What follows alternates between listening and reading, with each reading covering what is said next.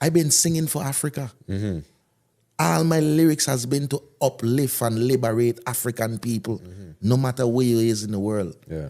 And I perform songs in Africa that I never perform ever in my life.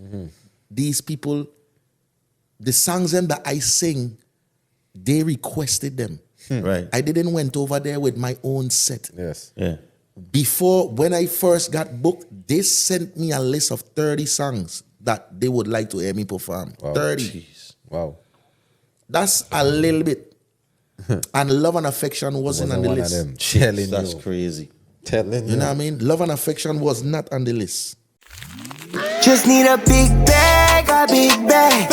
I'ma get it so fast, I'm so fast. And when I get that money, I'ma make that last. Caribbean currency, we make that money last. We make it last. I just need a big bag, a big bag. I'ma get it fast, get it fast, get it fast. I just need a big bag, big bag. I just need a big bag, big bag. I believe that reggae music was founded in Jamaica, but it's for the world. Yeah. It belongs to the world. Yeah. The seed was planted in Jamaica, and Jamaica is the founding headquarters of reggae music, but it's a gift to the world. Yeah. You know what I mean? And I was gifted with the talent to do reggae music through what Jamaican music has done to the world. Yeah. I am a seed Yeah. from half of that. You get know what I mean? influence off of that. Exactly. So they're very protective over their music. That's why for me, in the beginning, it was very important for me to be authentic. You know what I mean? Like when everybody in the VI were like, Pressure think he's a Jamaican and them fuck, I was thinking, which one are you gonna help me get through this gate? I'm so glad you mentioned that. For Right. Like which one are you will have that talk, they gonna help me get through the gate. You know what I mean? Basically, I tricked the industry without even tricking the industry. I just was being authentic. Authentic to the music. So the thing is, right, that Not so much the culture, yeah, but the music. I just say this all the time. If a R&B, when R&B singers from the VA, from Bahamas, Yeah. singing R&B, You can't sound like you from exactly. no They're gonna island. song like they're from the States or wherever the R&B You have music to. resonates from. You But have to. Same thing with rappers. If you're gonna do things authentically, Exactly. you know what I mean? And that was my thing. And the reality of it is, too, right, Kyle, is that you can't run from the influence Jamaica have and the rest of the Caribbean, especially through the reggae music. And if you're spending a lot of time around a set of people, that you're going to take on certain things. It's just natural. You come Babylon, you live Babylon long enough, your dress code might switch up. You know what I mean? You might incorporate new things. So it's like, I don't understand the argument. It's crazy. You know what I mean? But what you say is right, because none of them man were going to help you get through that gate. It's just thing in your air. You know what I mean? To try to distract you from what you're really trying to accomplish. We have so many people from the Virgin Islands right now on a TV screen doing big things. We don't even know they from the VI, but they don't care to leave. You don't need that. Exactly. Because of how I think. Yeah. You know what I mean? Yeah. When I read the kiosk and see the thing coming down, you'll be like, but wait, that man from the VI? Yeah. But he done pass all of that. Woo, how with the song and then he think he's an American. And, bro, like, so that's a story. That story of my life, right? And it make me proud to know that, okay, you don't have nothing to say about me that only I sound like a Jamaican. I like Ayo. I like Ayo. That means that I'm doing the right thing. Because the Jamaicans, they'll be like, oh, our artist on the VI, man, I'm a VI artist. But my own people will be like, oh, Pressure think he from Jamaica. So I in between, and I loving it. Because the music speaking for itself. Right. You know what I mean? My music is being played amongst your favorite artists. Like every artist. And I'm independent. I'm not signed to a record label. Still is not. Have never been signed to a bigger record label in my whole life. And I've performed on the same stages like your favorite artist who is signed and have to worry if he could release a song that he want to put out. He got to go through 10 man in the industry who signed him to see if he could release a song that he want to put out. I have always been my own boss. Yeah. In this music thing, I was always able to hold on to my creativity and my freedom and my say. Yes. I could have go to Dan and be like, oh, Dan, what you feel? We could release this song here next week, and Dan would be like, no, man, I like this song better, man.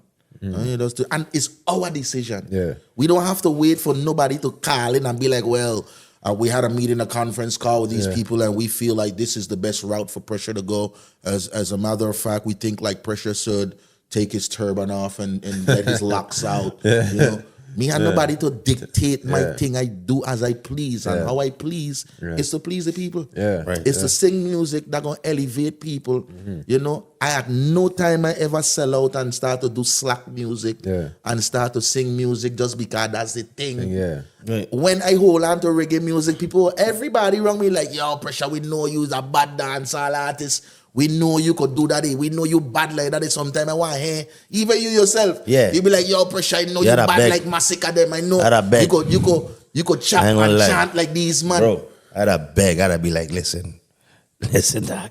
You know what I mean? Do this thing here, no, dog. And you be like, I have a responsibility. Right. You know what I mean? Bigger than yourself. Yeah, it's bigger than myself. I have a responsibility to Jah. You see that stubbornness there, dog? Or that steadfast. He will make the ghetto music and that the ghetto youth can relate that to still. steadfastness. Earlier you say a lot of man before you from the VA didn't boss, and you never took that opportunity for granted. I always say I don't believe in luck.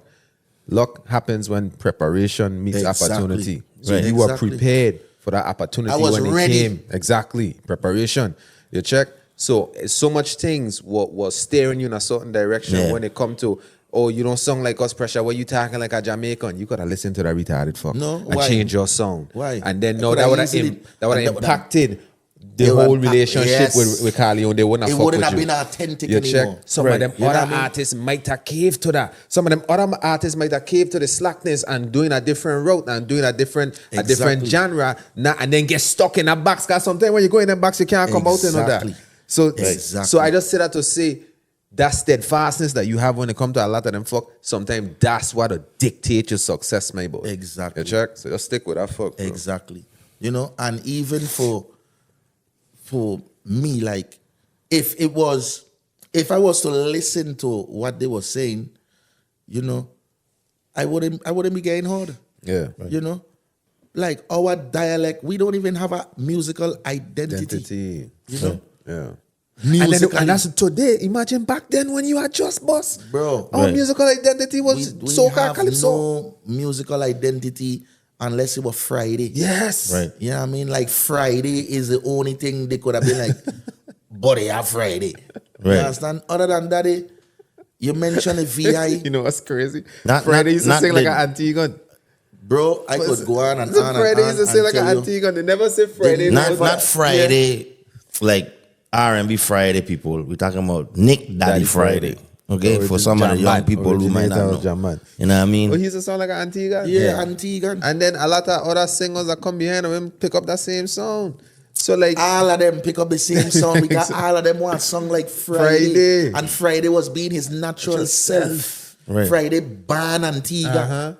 And move come VI. He ain't trying to be VI neither. Exactly. Right. He come to the VI being himself. And we take it up. You understand what I'm saying? I know they're talking to you crazy, but Quilby is our thing, but they don't want to push Quilby and sing Quilby and boss with Quilby. But they want to tell Pressure, well, you have to do your thing or so. And I is the only artist today that ever do a Quilby song. Right. Tough. True, you know. Tough. With one of the only Quilby bands them still around today. Tough. Talk your shit, dog. Tough. Talk your shit, my boy. You understand? Yeah. No, I've done it all. But what it is I'm saying is that what I want to do is follow a lane where I know is best for me, not what's best for them. Right. You know what I mean? Because none of them they have that to say, but they don't have an audience. You know what I mean? Nobody is paying attention to them. You understand? They're paying attention to this. If they do music like this, they're going to get paid attention to. Right. You know what I mean? Even my brothers, Rock City, you know what I mean? They are they put out the most VI music, like representing the Virgin Islands. They represent the Virgin Islands to the fullest. Yeah. You understand what I'm saying? Unapologetically. Unapologetically. Their records that does make them money in The VI records. music. Right. Is there songs then that they're writing for people that don't have no VI dialect in it? Yeah. So their market, their biggest market, The most lucrative market. their most lucrative market is the Virgin Islands or Virgin Islands people. Right. You understand what I'm saying? They might be internationally known, you know? Yeah. And they have toured the world with Adam Levine and this and that. But musically speaking, because of the music they focus so much on the Virgin Islands and waving the VI flag and being recognized to be from the Virgin Islands is why they only have a bigger Virgin Islands support. Right. You know what I mean? Rack City, different from Pressure Busspipe. Pressure Busspipe performs all over the world, Right. representing the VI, but doing reggae music. Right. You know what I mean? Understood. But I represent the Virgin Islands. I don't do VI music. I just do reggae music, which is an international music. Right. You know what I'm saying? So my fan base is they calling for me Yeah. all over the world. Yeah. Right. You know what I mean? And for me, that's very, very important to be myself and not feel like I have to get validation from the VI every minute. Yeah. You understand? Because the VI never really fuck with you all the way until get you big. start to show you don't need, you could do it on your own. Yeah. Every artist Yeah. that been successful that come from the VI could say the same thing. Yeah. Even if you're an artist, sports, Yeah. anything. Yeah. It's only till you start to make a name for yourself. Yeah. Oh, I went school with you, that's my boy. Yeah. That's Yeah. Right? Yeah. Is a living testimony I tell of you, that, my I brother. tell you. You know what I mean? Yeah. Because first of all, a lot of them didn't believe it could have happened until it happened. They didn't believe it could have happened for Rack City neither. Yeah. Right. You know why? Because Rack City have shown them success, failure, success, failure, and they just reach the point they're like, but wait, what's wrong? What's going on? But now Rack City showing them success, success, no failure because the failure already happened. This is journey. Yeah, we had to fail. Yes. To become fail a lot successful. before you They don't succeed. talk about the failing. Yeah. You know what I mean? They only just see when things looking right and things looking upful. Yeah. You know? Yeah. And failure is a big part of this movement. Facts. You know? The Virgin Islands, where we at right now musically, we need to support one another. Yeah. You know what I mean? We need to come together and support one another, not when one get big. I telling you, like, it's so much talent right now in the VI that I want to work with. I don't have the time. Like, I have a life too, bro. And I just wish, like, you know, like, we have more managers. Yeah. You know, because everybody can't be artists. We need more managers. We need more producers. We need more choreographers. We need more stylists. We need the industry to be a successful and functioning industry. Yeah. You know what I mean? Because right now, everybody want to be on the forefront. Yeah. You know what I mean? Everybody want to be in front of the mic. Yeah. Everybody want to be behind the DJ turntables. You know, everybody looking to be in the limelight. Right, Like, we need some people that just want to be in the support, background. support, yeah. What does make the engine turn, Yeah, right? You know? Yeah. And that's very, very important. Yeah. You know what I mean? And enough of us paved the way. Yeah. I talking about, like, you have artists like Voss Simmons, Yeah. who, same thing. Voss never looked to the VI for validation. Yeah. You know what I mean? Even now, it's like they don't know who Voss is. and a lot of people still don't know who Voss is. in the world. You know what I mean? Facts. He never really looked to the VI for validation. Because when he was doing it in the VI, they weren't fucking with him. Yeah. And now, he have some of the biggest songs in the world, whether he's the artist or he wrote the songs. Yeah. Right. And you know, he's just that people is like, they want to be affiliated with Voss because they know Voss in them rooms. They know he has an ear. They know that his word is valuable. You know, his everything is valuable. Anything he come with is valuable. Anything he put his mind to is valuable. Right. You know what I'm saying? And I would say, and he ain't boasty with it neither. You know what I mean? Facts. It's like a thing like they want to see you shine. Like the people them who that see shine a different way. Yeah. And our people them who really, really make it, like the Pressure and the Roxy and the Voss them and others, them man don't really carry it like how the Americans might carry it. Them man carry it humble, so that kind of really just, they ain't even boasting about what they doing too much, you know what I mean? But here we know, I want to fast forward because here we know. We see the come up and we see the success with Dan, and we know everybody experienced the run. But even at the peak of that run, tragedy struck again. Because you get catch up in a thing in the ghetto with a shot fire. And you make headline news for a different purpose. Because you don't make headline, you don't make daily news. True. Front page. And then now, tragedy happened in the ghetto. Because I know he's a man with power, like, no matter how big you get, you always come back to the ghetto. No, home is home. You know what I mean? Ghettos is home. You know what I mean? And I don't care how far I get in life. Like my uncles live there. My grandmother live there. My cousins are around there. It's ain't just me just saying, oh, I gone and it ain't good for me to be in the hood. No, that's my blood. Family running through them streets in the ghetto. You know what I mean? So they ain't just like a life I came from, I mean, trying to go back there. Nah. It's like I forget my family and I don't want to be wrong my family. Them is the people that when I wrong they, I don't feel like a celebrity. You know what I mean? That's when you feel normal. I feel normal. I feel at home. Like you know what I mean? Like nothing regular. Nothing don't hold on because pressure day. You understand? You still getting club. I still, you know what I mean? Man still to tell me how the fuck they feel. You know what I mean? Of course with respect. You know, enough everybody does love pressure and respect pressure, but my boy, them man they wanna just come and tell me what the fuck they feel like. Them is the man them I love because I know they respect who I became. But they ain't forgetting who I really is. And that's why they see me every day and I go be playing domino and you know what I mean? We could talk, fuck and whatever because nothing ain't too changed. You know what I mean?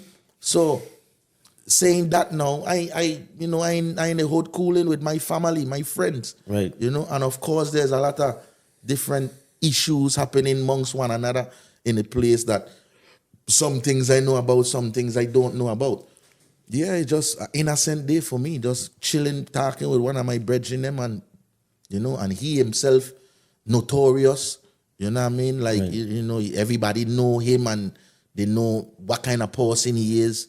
And, you know, him just feeling kind of invincible, you know, feeling like, you know, everybody know him and nobody don't play around him is why they use the opportunity to come for him. And that's, in that moment, me and him were standing up talking, you know. And when gunman come for him, and I get shot in my leg innocently. You know what I mean? So it was just a sad situation because this is my brethren.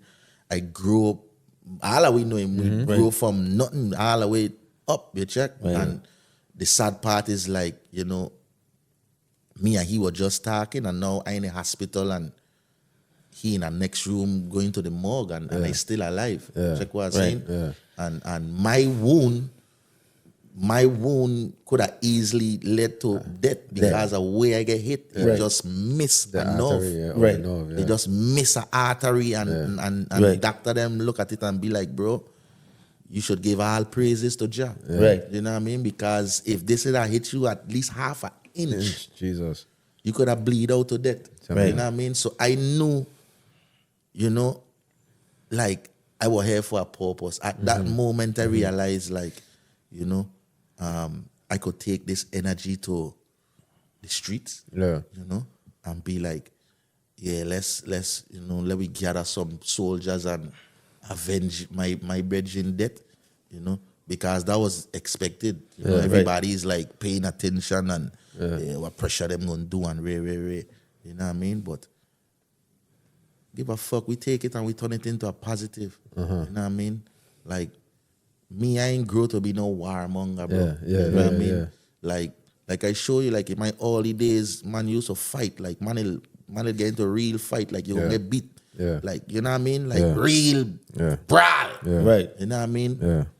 But when gunshots start getting involved, me want no part of it. Yeah, bro. exactly. You know what I mean? We gone the other way, man. We ain't never been in the gun violence. You know what I mean? So it's not something that I gonna just turn to because it's expected of me. You know what I mean? Now, in a time where if that's what I call for and I'm in a situation where I have to defend myself, of course, it's my life. I have to defend myself. You know what I mean? But I at no time ever I'd be thinking like I need to go kill a man, I need to go avenge this death and them things. Because at the end of the day, it's like I only know what my bridging into when he around me. I can't fend for him when he ain't around me. I don't know what he into. Right. So what I really defend it, you know what I mean? Exactly. So I just had to use it as a positive. I start to get closer to the community. You know, I put together a concert, the peace concert, where I try to get all talents from out the island, even, you know, people who had services that were willing to render their services towards the concert. You know, it was a big success. You know, like I didn't have to pay nobody to perform. You know, I didn't have to, I mean, I paid for the stage, but even down to the stage and the sound was like, I damn near paid next to nothing for it just because of the initiative and me just wanting to gather all these people and whatever services you just do, I need you to render your service this day for the sake of the community. It wasn't just the situation with me.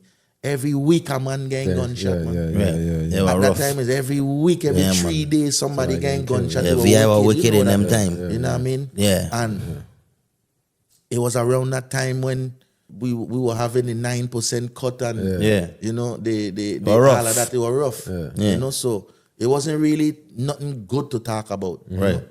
I even sing a song about it. Right. You know, sing a song about, you know, the Government a thief. system of fraud. Them a joker. Them a gamble people money like poker. You know, big and that song was a big song in the VI. That's a big song. Because it hit hit the home. nail on the head. Right. It was like lyrically everything that the VI were facing. And it wasn't like you were trying to talk bad about No, it. I It was was just just facts. Pointing out the what people, going on. what the people them were It feeling was too. straight facts. And let me just say this real quick too, you know what I mean? Go ahead. But before we even get to that, right, I remember when I had get a call that you had get hit, right? And I like, what the fuck? Everybody were like trying to figure out how serious this fuck is. And then you had a show. The next night. Yeah. And me and Tito were talking. And Tito was like, hey, this man got a show. And he trying to figure out if he should do it or not, right? And sorry, go ahead. and Tito was like, my boy think you should do it. And Tito asked me what I think. And I was like, I think he should do it if he up to it. You check? So, long story short, you end up doing the show. And I want to tell you personally, that was our Bob Marley moment for you, bro. Yeah, bro. That like I heard watching you in that like Castellan, I have so much to say about that moment. Kane and them fuck, and you up there performing still after Bro, you get shot the day I get before. a call from Junior Gang while I was still in the hospital because he thought it had happened in Jamaica. Right? So he called me like, yo, brother, what is me I hear? I say, King, they're still in the hospital. I just say, waiting. The doctor them just finished banning me up. I just waiting for them to release me and He said, what that go on?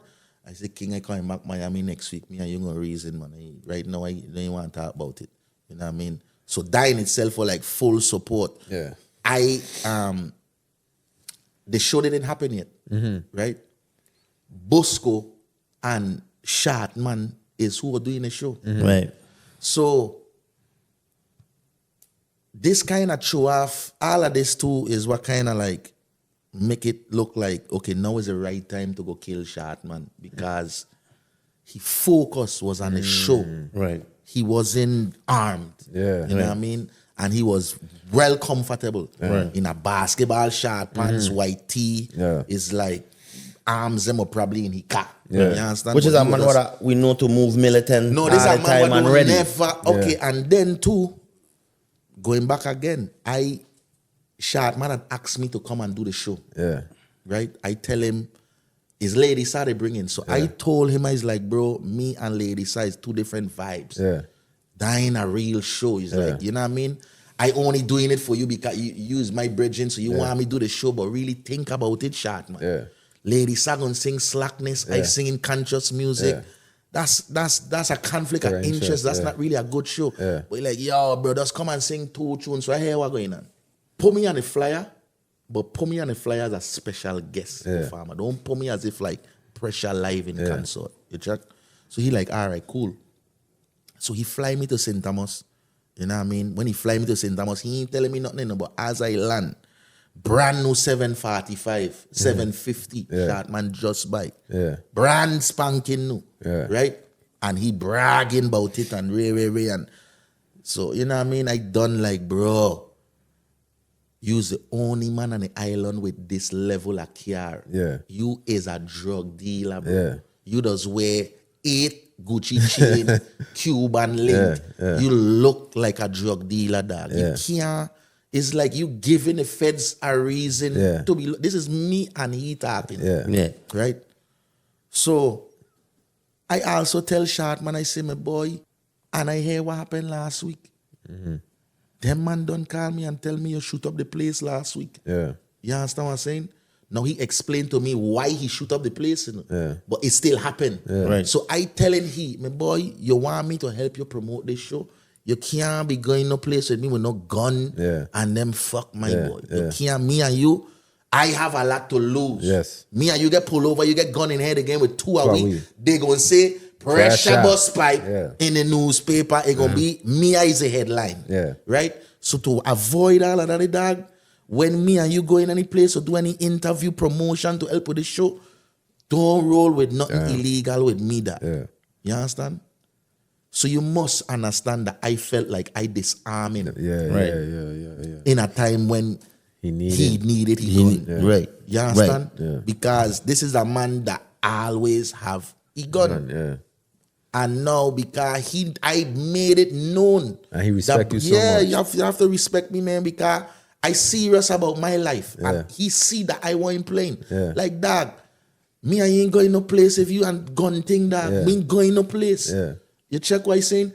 And then the man them who he in a war with, they in a hole too. And I know them. So I like, no man, everything cool. Them man ain't gonna play wrong you With if I wrong here too neither. I know them too. You check?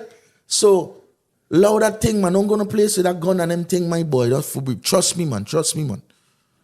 He never tell me he gonna stop rolling with the gun or nothing. He just do it. He just feel like, you know what, Pressure right. And it dawned on me after he get killed. That damn, I disarmed that man. Like, I wonder if them man hear me telling he don't go no place with me with no gun. And wait because for the I would opportunity. make it known to this man like, dog, I can't afford to go jail and no dumb fuck with you and you. I don't know you're doing fuck, right? So if you want me and you go any place, don't have no gun, dog. That in itself make me cry. You know what I mean? Like, I cry to know that, damn, like I disarm my brethren, man. Like he ain't even had a chance to defend himself at all. You know what I mean? And he gone and I still have life. It was, hey, listen, it was really a sad, sad moment for me. Just sitting in the hospital. And I didn't stay overnight in the hospital either. And being there in the hospital for about, it was at least 2 to 3 hours. Hospital turned into like a juve. Outside the hospital had hundreds of people waiting to find out if I actually pass or I still alive. But my room is full of police, what you call it, politicians, even the governor, lieutenant governor, all kind of people were in my room, come to the room, like heard the news, and came to the hospital. My grandmother, my mother, my father, my cousin was there. All of them was there in the room with me. When time come for them to release me, they basically had to release me out the back door, where the garbage is. Yeah. They had to make my father drive wrong there to get me because the amount of people that show up to the hospital in support, it was like a party. Listen. So now when my father picked me up and we driving and outside at Dudley coming wrong by Lacott School, and I looking at the parking lot, bro, over there, ram with everybody, man, outside burning can, man, like just cooling out, waiting to hear what going on, you know what I mean? Yeah, it was like, I realized, like, you know what? No, man, I going back bad, man. Yeah. I leave in the island and I gain off this island, I going back to Miami. You know, my manager at the time was calling me. He was like, listen, bro, you need to jump on a flight and come back. I feel like the guys, them might not think they finished a job. Yeah. They might want to circle back and get you, so get off the island. I'm like, listen, man, ain't nobody circling back for me. You check? Like, I gonna leave, but don't be too frightened. Ain't nobody circling back for me like that. You check? The man them come and get who they wanted. If they had want me, I won't gonna be here talking to you. Truth. You understand? Yeah. So he like, all right, cool. So now Bosco called me too. And, you know, Bosco, I don't know if I remember Bosco, but Bosco turned a sad moment into a joke. No, man. Easy. Bosco called me because, you know, Bosco had get shot too. Right. Like walking any house, gunman tried to rob him walking any house, and he ended up get shoot at the pinky. Almost lose a finger. So when I get shot now and Bosco call me, Bosco like, oh, you got your gunshot wound too now, you in the thing. he's like, welcome to the club, you know? Right a passage.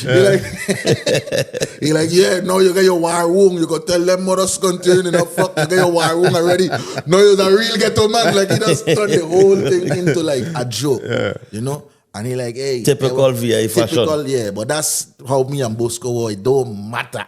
Yeah. Like, he know how to make you laugh. Yeah. You check? So, he like, listen here, right? You're doing a show tomorrow, you know. I like, Bosco, come in to do that show, man. He like, Pressure, man. You gotta come do the show, man. We gotta do this fucking show. We need to make some money. You know what I mean? Hopefully, we could put some of this money towards Shartman funeral. You know what I mean? So Shartman, one of the promoters them for this. Shartman and Bosco. It was Shartman and Bosco show. I learned that today. It was Shartman and Bosco show. Wow. While when I and Shartman was talking, I was trying to calm Shartman down because Shartman don't understand business. And this is why he bring me to St. Thomas to help him with it, right? Because he's a straight ghetto man, he's a straight ghetto youth. He don't understand contract and all them things. So he signed a contract with Lady Saddam. And for Lady Sa to come in and I guess he had get a first class ticket for she and her manager. But her manager couldn't make it, right? Something happened, but he done spend the money for her ticket. So now Lady Sa come, she reached by herself and she was asking for podium. So Shartman on the phone going on sick with she like, which podium? I not give her no money. You know, see your manager just take my money and he himself show up. So I like, dog, that's part of the business that I sign a contract with these man. You have to give a woman her podium. And if the manager don't come, you can't use that as if like you're going to take the money out of her. This is how Shartman going on like, oh, my son, well, I don't spend 1,300 for this man and he ain't show up, so I go short her money. I like, bro, you can't do that, man. That's, you know, you can't do that. Rest in peace to Shartman, you know. You check? So bring this back a is little me memory. calming he down, you know. You check what he's saying? Same time the gunshot come. While I over there like, bro, you can't do things like that, dog. You know what I mean? So now, them gunman them done seen like he focuses someplace else. You know what I mean? So fast forward to Bosco now. Bosco is like, listen here, right? We gotta do something, man. We gotta put on the show still. Give some of the money to Shartman, people them for the funeral. Whatever. So I done thinking in my mind how I gonna just Bosco and don't show up, right? So Bosco like, all right, cool. So you're gonna do it right? I like, yeah.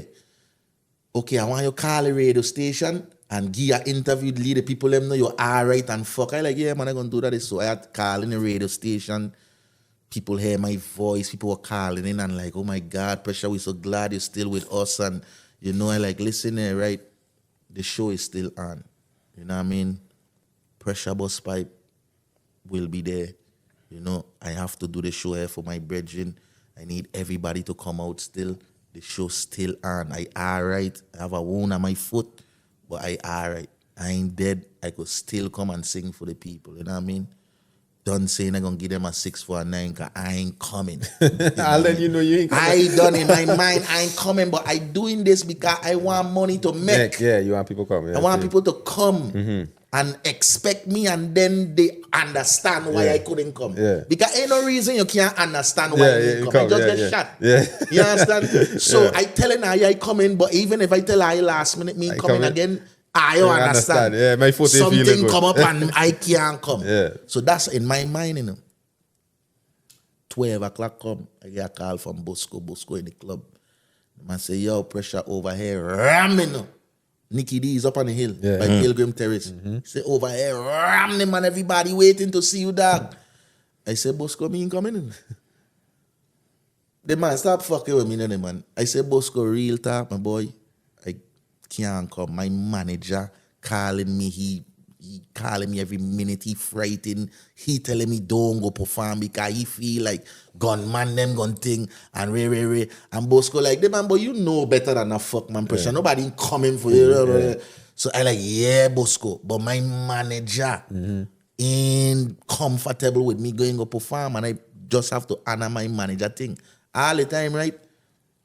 I could do what I want. You know what I mean? I just ain't trying to hear it. Yeah. So my manager done sending me long messages and telling me why I shouldn't go and re. And I'm like, all right, cool. I ain't gonna go. So I get off the phone with Bosco. I tell Bosco, me, I ain't gonna make it, man. Bosco, I could hear it in his voice like he knitting on me and check what I'm saying, but he ain't want cuss and go on, you know what I mean? But I could hear it in his voice like, man, Pressure, man. Cause he done telling me like, the man, ban your foot up, the man coming, we gonna come for you, the man. You ain't gonna do nothing, we lift you up and bring you in there, the man, just come. So I like, nah, ain't gonna make no sense. Lift me up for why? It make no sense to lift me up. I come off the phone. I does it sitting down cooling. You know, in my little spirit, and them fuck, they want to go up the bar, you know, because I know they love up there for me. Yeah. And I want to go feel the love. I want to like, you know what I mean? But I just is sitting and I like, man, I done tell Bosco me ain't coming. I done text my manager and tell him me ain't coming. So I go to school. Boy, I hear a man say, yo, hey, Pressure. Because you know what part of my building is, right? Them man pull up. Tito and homie pull up and I hear my name, yo, Pressure. And yo, who that? Tito. I like, wow, Tito, that man send you? He like, yeah, man. Yeah, man. Send Tito so one time. I put on a pants. I put on a pants. I just walk with my crutches to the door. I had to walk down the stairs, open the gate for them, man. So now we in the arch. Yeah. And Tito is like, the man, real talk, my boy, up the ram. Everybody want to see you, my boy. Everybody want to see you. And I up there, when you on the phone with Bosco, me and homie right there listening to Bosco talk to you and begging you to come in. You know? So when Bosco hang up the phone, Bosco telling we, son, this mother scunty, like he ain't want to come, man. I telling him, man, no worry about nothing. We come for him, whatever. Tito say, Tito tell Bosco, I going for him. So Bosco tell Tito them, well, I go for him, let me know what happened. But he done telling me he ain't coming. When Tito them come, my boy, can't fight it. I can't fight it, man. I fight a little bit in the archery with them, man. Yeah. But Tito them convinced me. Right. And I went on the phone and I sent my manager a long text. I say, listen, man, I know you're going to be upset with me, you know. But I have to make this decision. Yeah. You know what I mean? If whatever it is, come out of it, however you feel tomorrow, I'm going to have to live with it. Yeah. But this decision, I'm going to take on my head and I go into that consort today. Have to touch the people. Yeah, my boy. I sent him that message, right? Before I leave out the house, he sent me back a message. He said, I know you are going to go up there.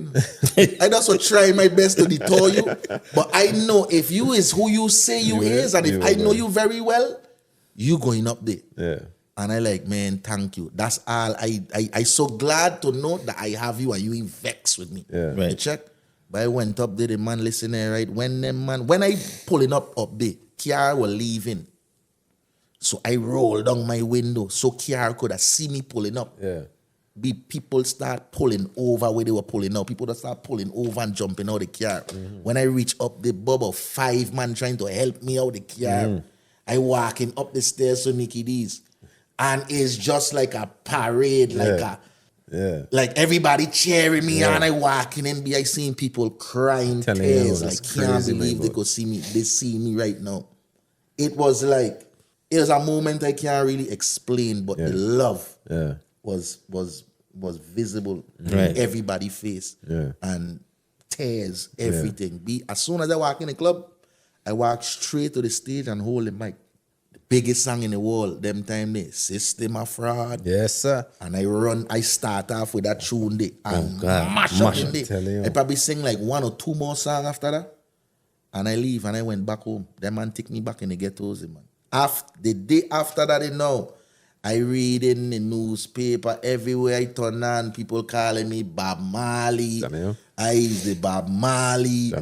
That is Bob Marley. Like, if I is a national hero, Yeah. Right? Yeah, my boy. I mean, everywhere. There's so much similarities to it, right? But the man is a national hero. Yeah. Forget the gunshot part, you know what I mean? Like I said in the beginning, be nobody could have convinced me. I couldn't have convinced me that it would have been this. Yeah. From youth to even when you install your family, like, okay, yeah, I bad for real. You know what I mean? But it didn't have nobody before he. No example. No example. No like, oh yeah, he could do what he do. He had no. You know what I mean? He had none of that. So to don't have daddy,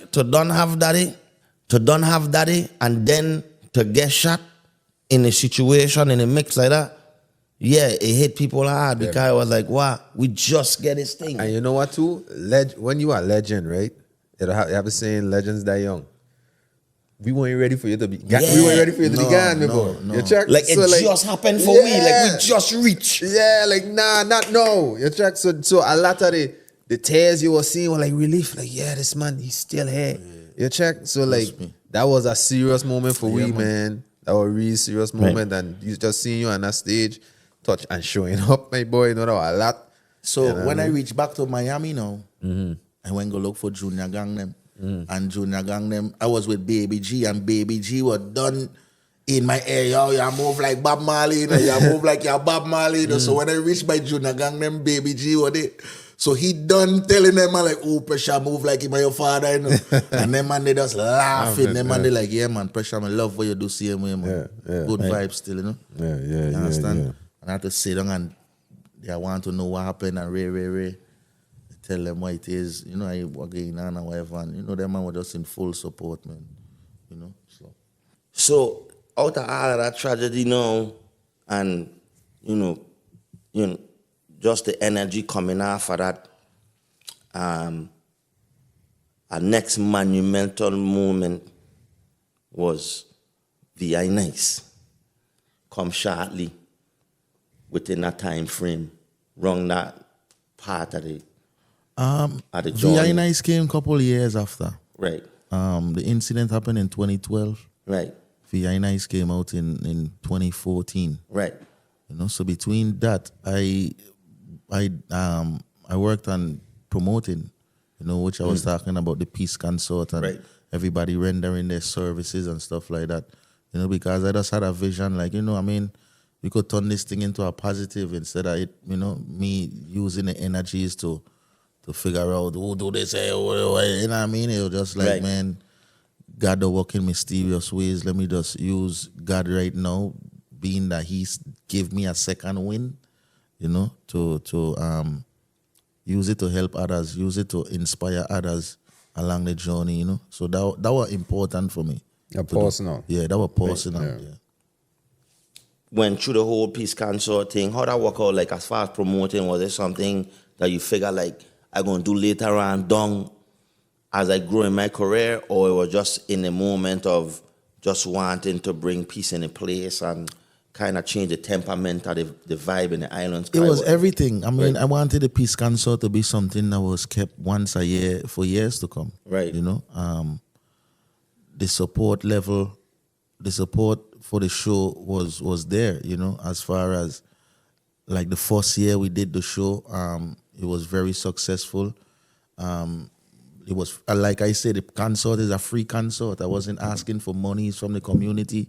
You know, it was just the talents and people that have services that could help the community in any way would render their services that day for free, you know. Right. Whether you use an artist, use a spiritual dancer, you just play an instrument or use a poet, you know, whatever it is it may be. I just felt like we could all positively give our talents to the community and this one day and make it like a yearly annual something, you know what I mean? Right. That we, the community, could look forward to. Right. That's free, you know, and not so much every time is a show we're trying to grab monies from the community. I wanted the governments and the bigger entities to fund this, you know? Right. You know, for them to be a part of this peace consort. And slowly but surely, you know, it was coming to pass. You know, the first year was solely done by myself along with the team that I was working with. The second year, we needed more resources financially, you know, where we got a small financial helping from certain private sectors and stuff, you know, but it was still, you know, I was leaning on my pocket too, and you know, I spent a lot of my own money for the first 2 years, right, you know, to get the show together. The third year now, we still at the same place financially, but now me wanting the show to grow, become even bigger than every 2 years, because now the first year we did it with just local acts. Right. You know what I mean, just local acts in the Virgin Islands. Yeah. The second year I reached out to my good friend who just passed on, Peter Morgan, to do the consort for me. And when I reached out to him, you know, the price that of course I had to pay him, but you know, the prices that they usually charging for a show, you know, it was basically the smallest sniping. Like I had to pay him, you know what I mean? And then too, the love that he shown to me is like I basically had him come to the Virgin Islands without Morgan Heritage. Right. Like that was never seen before. That was just, and that was because like he loved the initiative. He loved what it is I was trying to do. Right. And he knew if it was the whole Morgan Heritage involved, it would be a lot more financial strain. You know what I mean? Right. Even if the price to bring them wasn't the issue, I would still have to house them. You know what I mean? And Bring that them would down, be, I would still down. have to. Yeah. And you know, it's quite a few people in the band. So him now, he just like, listen, man, just get me a ticket, me and one other person, and me come in and do the show for you, and you just give me a thing. You know what I mean? Because what it is I was trying to accomplish. And remember, you know, of course, the incident kind of helped him to feel like, yeah, you know, Pressure try to do something real positive in him community, and him reach out to me. He could have asked anybody else. Yeah. You know, I there around Pressure, but at the same time, I know Pressure, know Junior Gang, him know everybody, so him asked me. So I feel honored to do it. That was Peter Morgan's stand. So I was always grateful to him for that. Then and even throughout the years, we would always talk about it, and he would ask if I'm still doing a concert and stuff like that. So now the third year, I want to make the show even bigger.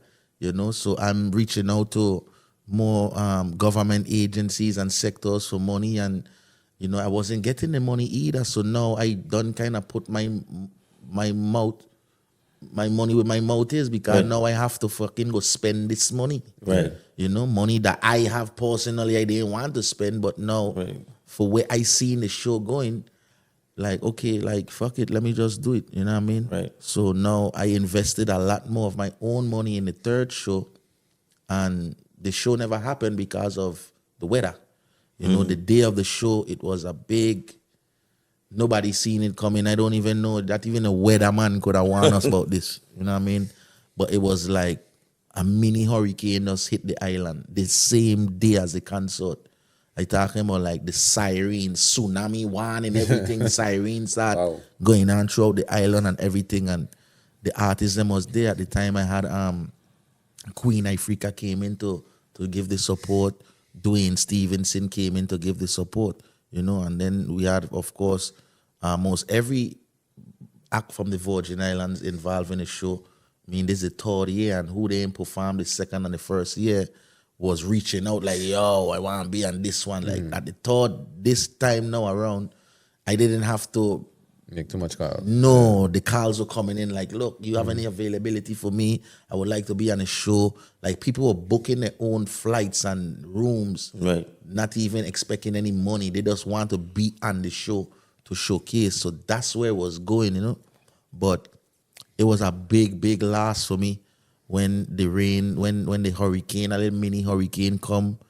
You know, it was over close to $50,000 of my own money that I put out, you know. And of course, this was the first show. I was trying to sell some tickets now.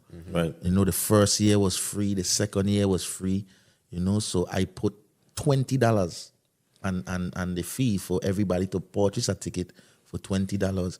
And you know, of course, you know, VI people, a lot of people were still in support, and then you have a lot of privileged people that was like, I did for 2 years, why all of a sudden he charging money, you know, I hearing the government is what sponsoring and paying, so why, you know, like, I hate people so bad. you know, they're like not appreciative, like the government, if I, like, honest, okay, the government give me something, and I wouldn't say which government agency give me something, but the government is a big platform. They have at least 10 agencies, from housing parks to government house to everything. I end up with $2,000, almost $2,500 from the government. The rest of the money is my money that I tour the world, do shows, and my savings, and you know. So of course, knowing that I done already put out to do something so big, I couldn't go back on my word with the people. I had to spend my own money to bring the vision through.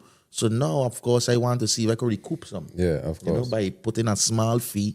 Because imagine a show like this, you're going to pay $60, $70 for. Exactly. $20 you know? on the Yeah, I only wanted $20 to come in. You know what I mean? And the fact of the matter is, the show never happened because of the weather. You know, so I was trying to bring the show back to the people, hopefully trying to bring it back to the people. And, you know, a lot of them people that had paid $20, they had one refund. You know, they was like, well, we want a refund. You know, people that want back their money, you know. And I was like, the amount of money that I had make for the show overall in tickets, it was like $3,600 I had making ticket sales. So I didn't even get to see like the bulk of people that were going to pay at the door. It's like none of that. You know, people, and then it was kind of rainy too. So I understand how VI people that think like, they like to pay at the door in case something like happen. That happen. At least we know we ain't put out yet. We ain't put out when we reach to the door. You know, so it was going to be the biggest concert. Like everybody on the island were talking about it. You know, people were done on the island from St. Croix, people that come from Tatola. I had artists from throughout the whole VI, whether the BVI, St. Thomas, St. Croix, that wanted to be a part of the show. It was huge as far as VI talent. You know what I mean? And it never happened. So, you know, I had to give back most of the money. A lot of the people them still didn't get back their money because they were understand. They were like, Pressure, $20. We love what it is you're trying to do, man. Whatever that do, just make it work. We appreciate what you're doing, you know. And then they have at least $1,000 to $1,500 out of that money. I had to give back to people who was like, well, when you bring it back, I gonna come pay the money. But I need that $20. As a matter of fact, I buy $40. I can remember this girl come to me a year after for $40 because she says carnival time and she needed some money for her and her children to go on the rides and stuff. I'm never in my feelings over it because at the end of the day, the show never happened. And if you know, if you feel like you want back your money, it ain't one like I didn't have money to give back. I had to give back my own money, you know what I mean? But it was like still leaving me to know like, wow, You know, you still have a lot of unappreciated people who don't really, you know, they just talk about community effort, but, you know, that in itself make me don't want to even bring back the show because I've did it 2 years for free. You know what I mean? Like nobody, you can't get a free show until it's carnival. Right. And the government spending all the money for that. I spending my own money. Yeah. You know what I mean? I don't have to do that. And I felt like even after the 2 years and me now just trying to put a little ticket and $20 on it, you know, I was getting hit with a lot of why and people who don't know nothing. You know what I mean? They just talking and then they talking to people who don't know nothing either. And then they so then talking and then it's just this whole misunderstanding of my vision. You know what I mean? So it become like oh, Pressure already getting money to do the show. So why is he charging? He already doing it for free. You know what I mean? So I like, things cost people money. really think I get money to do the But show. things cost, and that's the thing I don't understand. Things cost money. Everything I see in the show costs money. You really think Somebody got to pay. I get the money to do the show? So because of the, you know, the ungratefulness and stuff like that, enough love to everybody that hold on for me and was supportive of Pressure no matter what. Whenever you bring back the show, we come in. You know what I mean? I will lead them to know hold your tickets.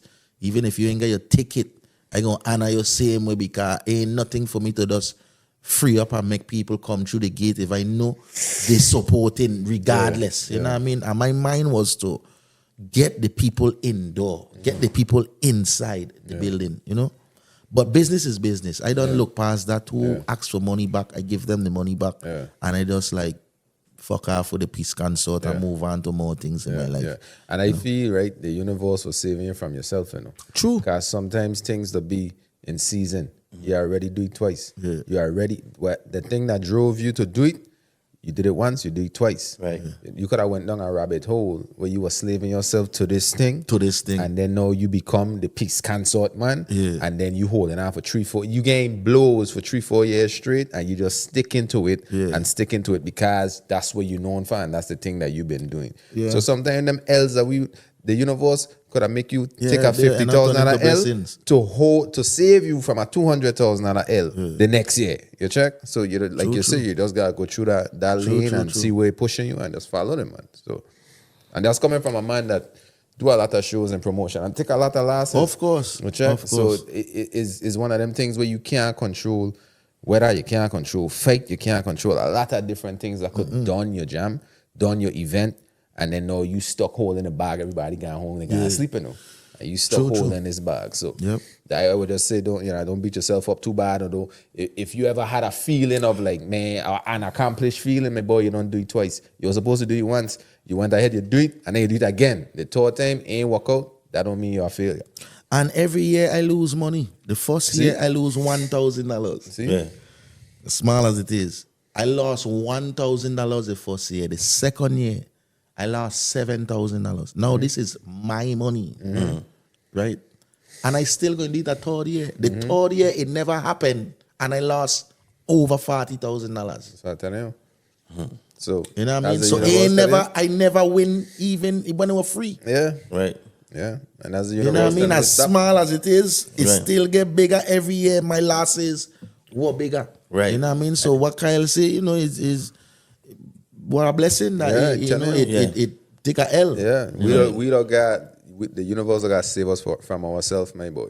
Because if you had lose say $8,000 that year, you would have do it again next year. And then it might have been a decade of losses that would have totaled up to way more than the 50. The losses, especially the first 2 years, didn't matter me because what the show had looked like. Yes. And I saying, okay, I don't care how much I lose. Yeah. The show look like I win. Yes. Right. The people them out there in numbers. They're talking about like 3,000 people. Yes. Like here for free. Yeah. You know what I mean? But they here and it looked like the biggest show on the island for years. Yeah. That in itself make me feel like the sponsors will come on board now that they're seeing what I could do. You understand? Right. Without sponsorship. Right. Now I don't have a problem getting sponsorship next year. Yeah. This is why thinking. So now I put in my hat higher than my hand could reach. Right. I starting to book artists. Yeah. Right. Because I feel like, no man, I gonna get a sponsorship this year. Man, you married it for 2 years straight, and everybody love what I doing, so they gonna give me this money. Yeah. You know what I mean? Nobody ain't give me no money. I went to everybody. Nobody ain't give me no money. Sure. I went to doctor office, and doctor sit me down and tell me how much they love what I doing, and they are definitely going to support it, and and they telling me about how much they have supported the Martin Luther King movement, and how they were there and they support black movement and Ray, and I can't wait to see what they're gonna give me. And they'll tell me like, can you come by Friday to pick up the check? And it's Tuesday, and I'll be like, okay, fine. Friday, I gotta go pick up the check. And as God as my witness, I pick up the check, and I went straight to the weed man. That's how small the check was. $100. Wow. $100. I don't even want to call the doctor name. Right. You know what I mean? But after we had a long sit down, and you tell me how much you support black movements, and then when I come for the money too, I still waiting in your office. Your client, your couple of the nurses, them telling me like, he's in a little something right now. Please give him a minute. Until I don't wait 20 minutes until the same woman come back out with the check and say he just sent this. He said whatever, because he's still in the meeting and he doesn't want to keep you waiting. So $100. you know what I mean? I take the check, put it in my pocket when I gone in the car. $100, my son. No, I wasn't gonna cash it, but I went straight to the weed man with it because I had need some weed to get this figure out. What really going? I need to smoke. I pop 40, Because pop remember, 100. I anticipating, Yeah. You know what I mean? Even if he had give me $1,000, but honestly, you mustn't expect anything. Yeah, exactly. Right. And I was expecting half of our conversation. Right. I was expecting $2,000. Yeah, Right. Just $2,000. Yeah. Right. You know what I mean? $100, bro. It's crazy, my son. Throughout the whole interview, you mentioned at that time about letting the work speak for itself. And throughout the whole journey, you still managed to pour out 10 albums, 10 plus, 9. Thousands of songs. You know what I mean? How you that like, what's your favorite album? Wow, don't do me that. We just put it on the spot do me one that. time. All of them is my babies, man. All of them play a major part in the moment in my life. Right. And where I was in time, and Yeah. yeah. I never hear a lyric twice, which is like, how? Because I pay attention to that. Yeah. Yeah, like for real. I never want to repeat lyrics. I never wanted to do that ever in my life. Remember, Sizzler is my teacher, Sizzler never really repeat lyrics like that. Yeah. And I pay attention to these things very, very, very much. Like knowledge ain't supposed to run out just so. You know what I mean? Like if you sing this song already, that means this song supposed to be, anytime this kind of mood, situation arrive, this song supposed to be there for that situation every time, forever. Like each song I sing plays a part in some kind of mood swing, a situation that this song could help to fix. So so I try my best not to repeat lyrics. Like I say in the beginning, nothing new is really not new under the sun. Right. You know what I mean? Everything has been told, everything has been said already. But it's how you say it that kind of makes people interested. It's like how you rock that pants might make me want to buy it. How Kyle rock it, I didn't like it. Right. You know what I mean? So you do it different and the same pants. Same pants. But he ain't rock it like you, and now I like the pants. Yeah. You know what I mean? And that's with music, and that's with storytelling, that's with getting the message across and thing too. Like it's so many people could say the same thing, but people rather hear it from somebody who sung more promising or look more promising. Yeah. Right. You know what I mean? Thanks. And that's life. I remember when and I speak to you about this before. My favorite album is rebel with a cause.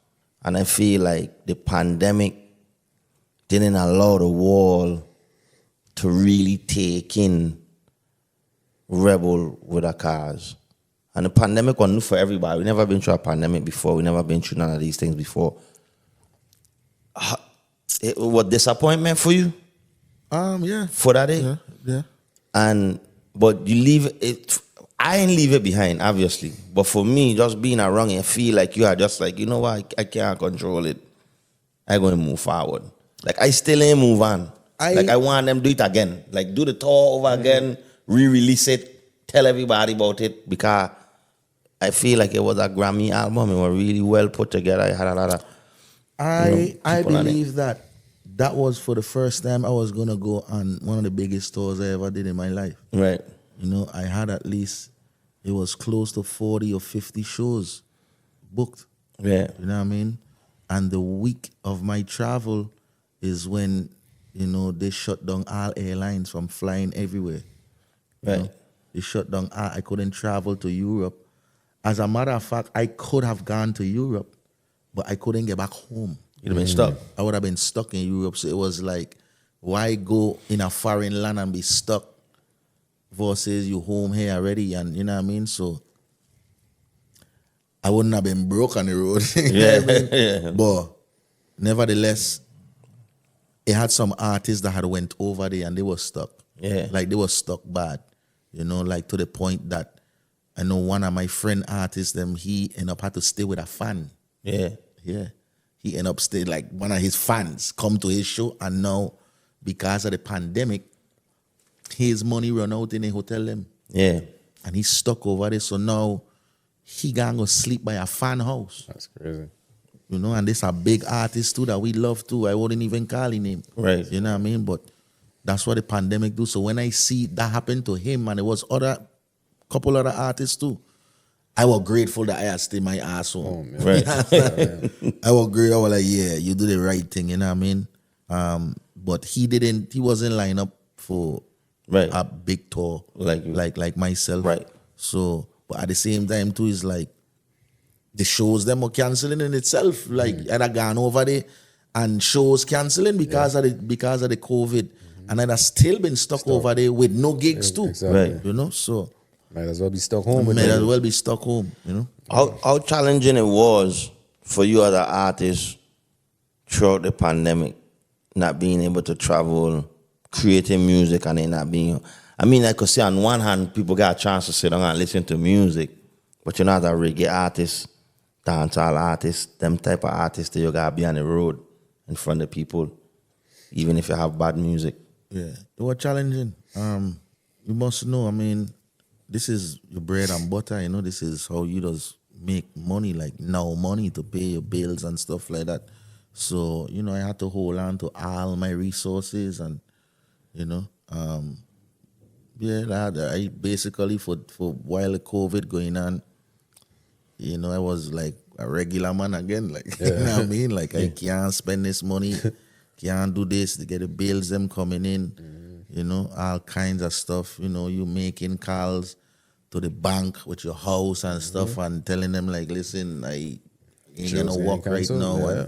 And, the bank might give you a couple weeks or a couple months leeway, like, okay, well, we understand because of the COVID and you're self-employed, you're an entertainer, we know you're not getting any work right now, so, we will move a couple of your months to the end. We ain't freeing up nothing. We just moving it to we the just back end. moving it to the back end. We ain't getting nothing free. You know what I mean? Put it to the back. No love. They don't care. So, yeah, I had to do what normal people do to keep things going, and be honest with myself. But, such is life. At the end of the day, too, it was good and bad for me, because I got to settle down and slow down and really analyze what I need to do now. Like it was a time where I was like, okay, let me get with the musicians and let's wholeheartedly make some music, genuine music, For the first time I get to work every day on a song from scratch. Right.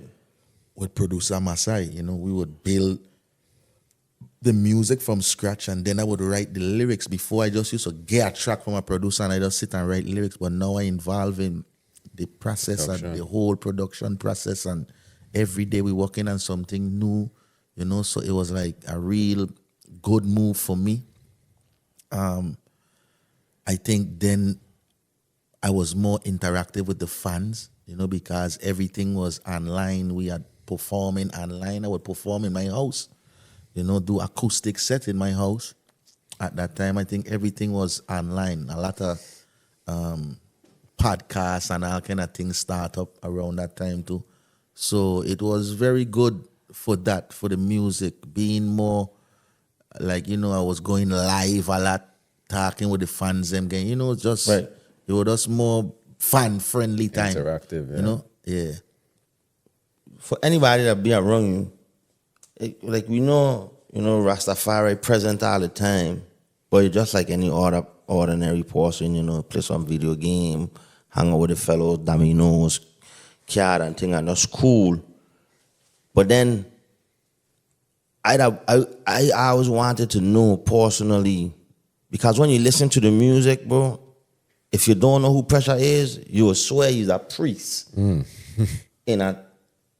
a tabernacle. Yeah. When you listen to the music, you check.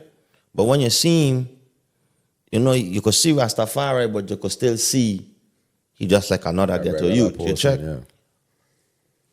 Like where the prayers that come from when the beat come on, like because I'd be like, why he went through for this song to come out? I don't see it. I don't, you know what I mean? But it does manifest. You check. Yeah. The teachings never leave you. The energy never leaves you. You know, you just learn how to balance it amongst the people that you meet, you know, and becoming a common person walking amongst kings, you know. And for me, being grounded has always been something I hold dear to my heart. I never wanted to act like I was above the people, no time. You know what I mean? So Rastafari is my faith, you know. And when I pray, that's my faith, you know. And my day-to-day affairs, you know, with having Haile Selassie in mind and knowing what Rastafari stand for, that's always in my mind as to how I deal with people, you know what I mean? But the root of Pressure Busspipe is a humble human being that respect and accept people for who they is. You know what I mean? It don't matter, and to be free and to be fun and to find joy in Rastafari too. You know, and not it just being some uptight priestlyhood. You know what I mean? Right. Because everybody got to find joy in whatever they do. Else it's not for you. It's not true, you know? Like anything that you're doing and this is your life and you don't find a joy in it, you know, then it becomes a work, you know? And this music for me is a duty, but it's also my heart and my joy, you know what I mean? And my teachings of Rastafari, I implement it into the music because I know there's people out there listening and need to hear the message, you know? And then I might find fun ways to say things that might intrigue the younger generation because they probably ain't so much about Rastafari, but at the same time, they get to hear some messages in a fun way. Yeah. You know what I mean? Yeah. You make it fun for them to learn about serious things. And music has its way of doing it. You know, music has its way of changing people's life, you know, in just how you present it to people, you know. So for me being youthful is, you ain't gonna, because I'm a Rasta man, that doesn't mean like I gonna wear a red, gold, and green turban and you're gonna see me with pins all over my shirt and stuff like that, you know, because none of that really can help you in Zion, you know. Yeah. You know what I mean? I don't care how much paintings of His Majesty you have on your house wall and thing. Yeah. You know, what have you done? Yeah. What are you doing? You know what I mean? Like, I could remember many times that I was in need of help. But why no Rasta come save me? You know what I mean? So where am I with humans? Exactly. You know what I mean? Right. Where am I with the people of the earth? Yeah. You know, am I just, one-sided to my fate? You know, because ain't everybody that does shout Rastafari or Christianity or Allah or Muslim, whatever it is, ain't all of them true to it. Yeah. You know what I mean? They just true to what they could get out of it. Yeah. Right. You know what I mean? Like even in this music, I've seen reggae artists out of Jamaica. They sing about Rasta music when it's convenient. Like when Rasta get in a bus and everything on the radio is about consciousness and thing, then you hear they start to sing conscious. And the minute the conscious thing gone out the window and is slackness and gun violence, they with that too is like a business. Is like for them is more like What's hot? yeah, what's hot? I got do because I got maintain in this industry. Like for me, I have to maintain With myself. integrity. I have Yes, to sir. maintain who I am. You know what I mean? So for over the years, everybody who I have as my friend who is like, yo, Pressure, we know you, We know you from them time there, You could fuck up them rhythm too, Yeah. And I'm like, yeah, but and then what? Right. After I done mash up the rhythm, listen, all my songs them and dancehall rhythms, they don't last. They only song good for a time. For a time. And people will be like, oh, Pressure went hard, and I wonder, I like Now that do voice. another one. He went hard, and then I got to do another one. And then that's Gotta what do you another become. one. Yeah, but Love and Affection, I never had to sing another one. Exactly. I never had to sing another Virgin Islands Nice. Right. I don't have to sing another Destiny. Yeah. You know what I mean? I don't have to sing another Lion is a Lion. Right. Them songs written in history. And so much songs I have that I don't have to compete with them. They on their own, sailing forever. Right. You know what I mean? But if I was a dancehall artist, there's only few dancehall artists that have classics. Like think on it. Classic music. So speaking about classics, you made a song about your home, but it's a global song. Like, people have this notion that you were summoned to do the song specifically, but that's not how it went. Like, how did Virgin Islands Nice come about? How did that even come into fruition to then end up where I end up? Let me put it this way here. You can't summons me to do something and expect me to do it that well. Right. You understand? Yeah. It now becomes a job. Yeah. That came naturally. I never was thinking about Department of Tourism when I write the song. I only thought about restoring the people's pride. Right. That was my main concern. And the rhythm, when I heard the music, to be honest with you, is not only me play a part in this song. I have to mention TP in the song. Because here we now, TP being the person that he is, I always want to speak about consciousness. I used to want to be like TP, meaning that they were a bag of girl out there, I want to sing 2 girl tune. And TP be like, all right, well, just try to keep it pleasant. You know what I mean? Don't make it too harsh and slack or whatever. I be like, no, man, that ain't me at all, but I got to rough it from the edge a little bit. Yeah. But TP now, when I heard the rhythm, when TP played the track for me, the song, the track already sound happy. So I already starting to sing, so nice, so nice. This is me singing it from my head, the track, like, you know what I mean? My starting to sing out so nice already. No lyrics, nothing built already. So I done starting to tell TP like, yo, I want to make this song here a commercial song. Like when you hear this song here, you want to come to the Virgin Islands. Right. I want to talk about how pretty our beach them is, how like what we the drink and our foods in the VI. I want to talk about this. TP look at me and say, Pressure, that's cliche. That's cliche. Like for you to just want to sing about the beaches in the VI, that's easy for anybody to sing about. Why don't you sing about the history of the VI? Sing and mention people who have paved the way for us to feel nice. Yes. Right. I had never looked at it that way. You understand? But TP in my ear, and he's like, you know what? Yeah, I think that'd be a good idea, Pressure. I think, like, if we talk about the history of the Virgin Islands and put stuff in it that would make people feel proud to be from the VI, I'm like, bro, that makes sense. We spend 2 and 3 days researching. People I mentioned in the song, I heard the names. I have never researched the actual story of them. So what that did for me, I had to go and read up on Edward Wilmot Blyden. I had to go and read up on other people that I didn't even mention in the song. Those who I didn't mention in VI Nice, I come back and I mention them in 100-year centennial song, the song that I did with the Quailby Band. Yeah. Okay. You understand? I come back and I mention those people in that song. I felt like I left them out in the VI Nice, and they were important people. Yeah. You know?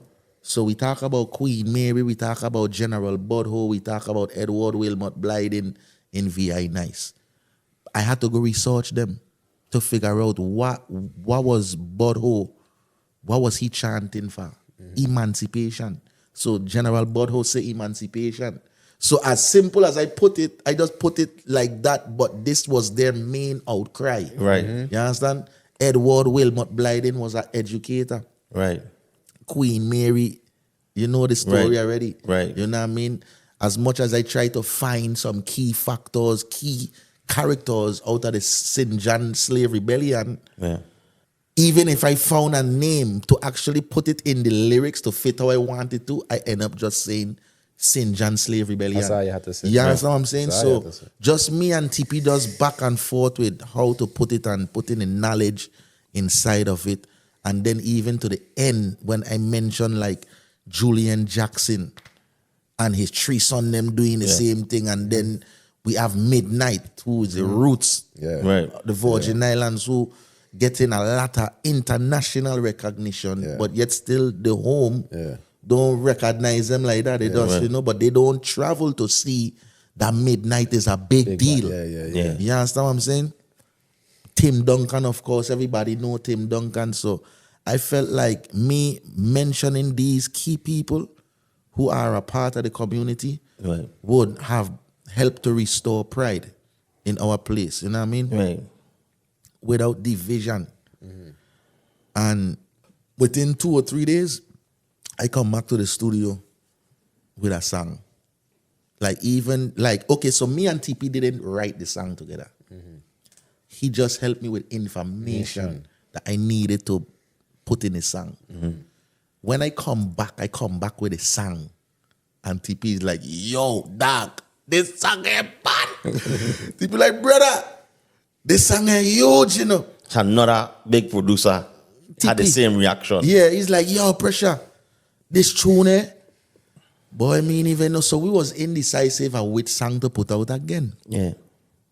And before we released the song, you know, TP would play the song for a couple people. I think we had let Rashidi hear the song.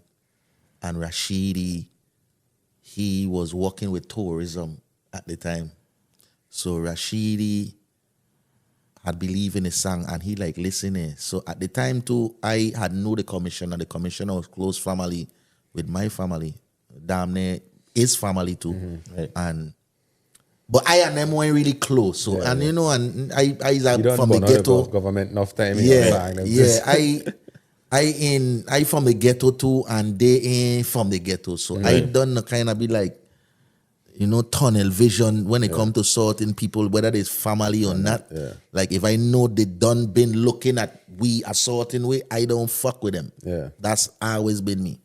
So I know my the commissioner at the time was family or close family, but I never reached out to them for any help or nothing like that.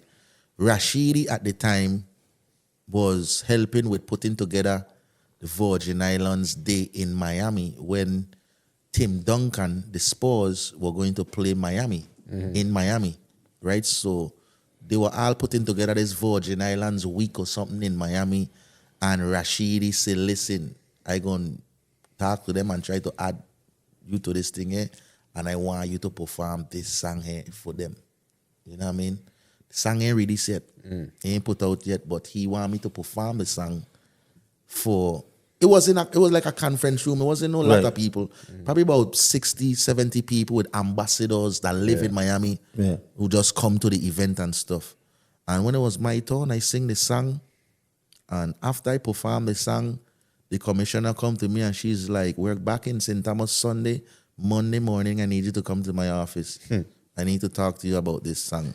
So I already had figured out like, okay, they want to do something with the song. I don't know why it is they want to do with it, but they want to do something with it.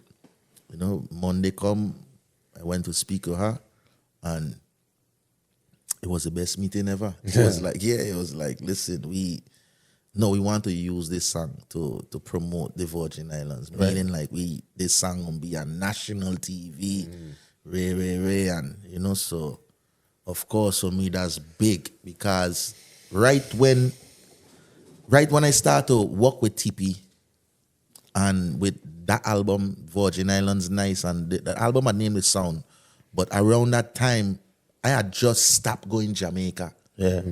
Like as much, you know what I mean? What, there was a reason behind that? Or? Yeah, there was some disconnection between the camp, the Dan Carlian camp, you know what I mean?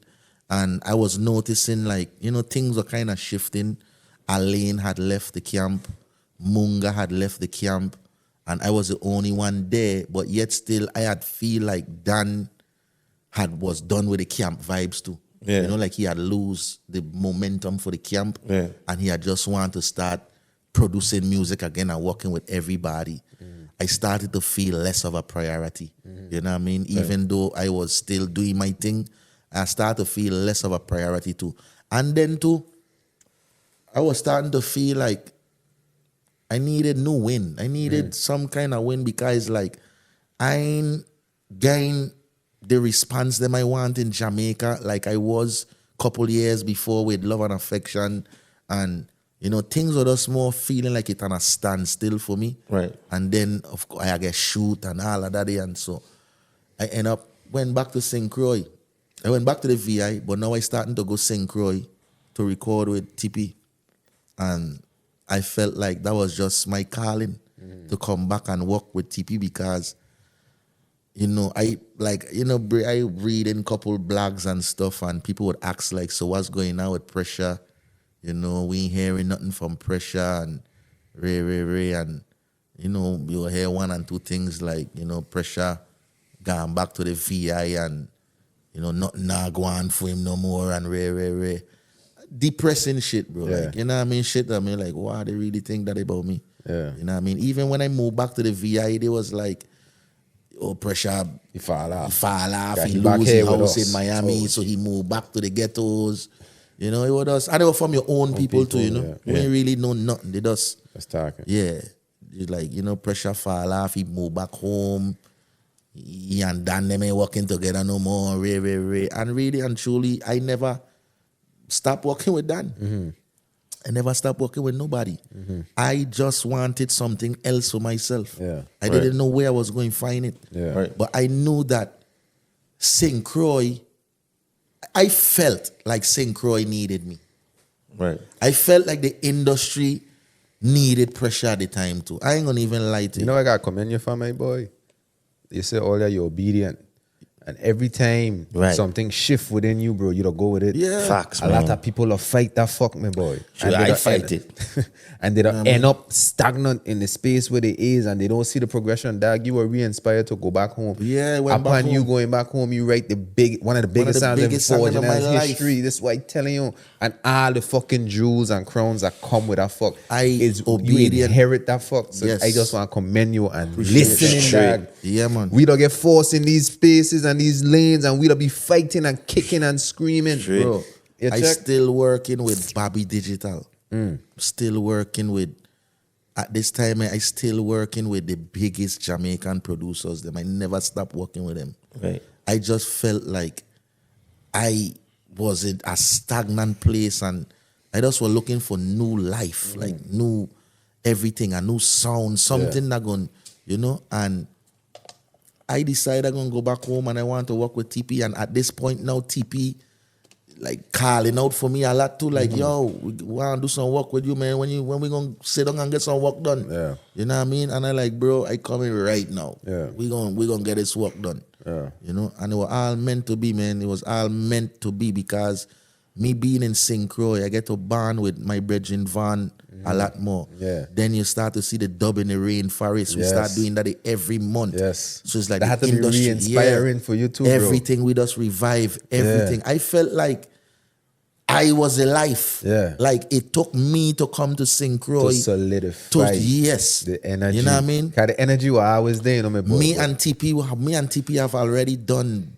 dub in the fish market. Yeah. We have been doing that for years. Like every Sunday you could have find us chanting in the fish market. But to make it official now, like dub in the rainforest, you know, that's TP initiative. Yeah. But I felt like, man, I need to be a part of this, man. I need to kind of be a part of it and kind of spearhead it too. Yeah. You know, like, because I already internationally known, and why not work with some local producers and help them to become internationally known too as well. Exactly. World paying attention to me already, whether they want to know if I fall off or not. They're paying attention. They paying attention. They want to know what's next. Yeah. Right. You know, because the music is enough for them to be like, no man, Pressure can't fall off. This song ain't too bad. That, exactly. You know what I mean? No, this kind of artist, he can't fall off. Somebody got to be fucking with he. Yeah. Before he to be like he chilling and he ain't doing nothing. Because as far as talent, he already left us with a lot of songs that we could hold on to and we still love them. Right. You know what I mean? So me working with TP now, it only became a stronger force. You know, I grade Pressure Busspipe, the dub in the rainforest. You know, me connecting with Van and working with Van on a constant basis. The industry in the Virgin Islands at the time was at its peak. And dub in the rainforest was kind of the heartbeat of that. Yeah. Because every time a dub in the rainforest coming, you know, artists want to be on that, you know. Yeah. You know? So how we had it set up is like, this ain't a show. Yeah. This is a backyard thing. Like, we gonna just hold the mic, and if I see you, and you're looking like, call you up and you come hold the mic, then we gonna share the mic. So it was never something organized oh, well, next artist on stage now. It wasn't like that. Yeah. I witnessed it. So that's how you see me and Van, we share the mic. Another man come and grab the mic, and it will just be like that. That's what I love. Real authentic vibes. Yeah, man. And that make the artists them feel confident that they could do what we do too. Yeah. That you ain't have the recognition like Pressure and Van, but you on the same stage with them man, and them man pass you the mic and you pass them back the mic. That make you feel like, man, I want to get in the studio and make song, man, so I could keep this hair going. And that didn't happen. You know? So you had stopped at that meeting with Beverly, the commissioner. Yeah. And from then it was history, you know. Yeah, the Beverly, it was like it was supposed to happen. And I feel like we could have got a lot more money. But I mean, the song big. But I heard a song on CNN now in America. And that's And why I the went man feel like he's crazy. gonna get more money. Yeah, because, you know, like, check this out, bro. Let's be real. Let's be real. The song gave the territory brand equity. Yes. Meaning, I give y'all a whole brand to just spend money behind a Virgin Islands nice. Yeah. You have a song behind of it, and you have a slogan to take to the world. That's number one. Number two, Department of Tourism at the time, I don't know about now, but at the time have $22 million budget to spend every year to promote the Virgin Islands. You understand what I'm saying?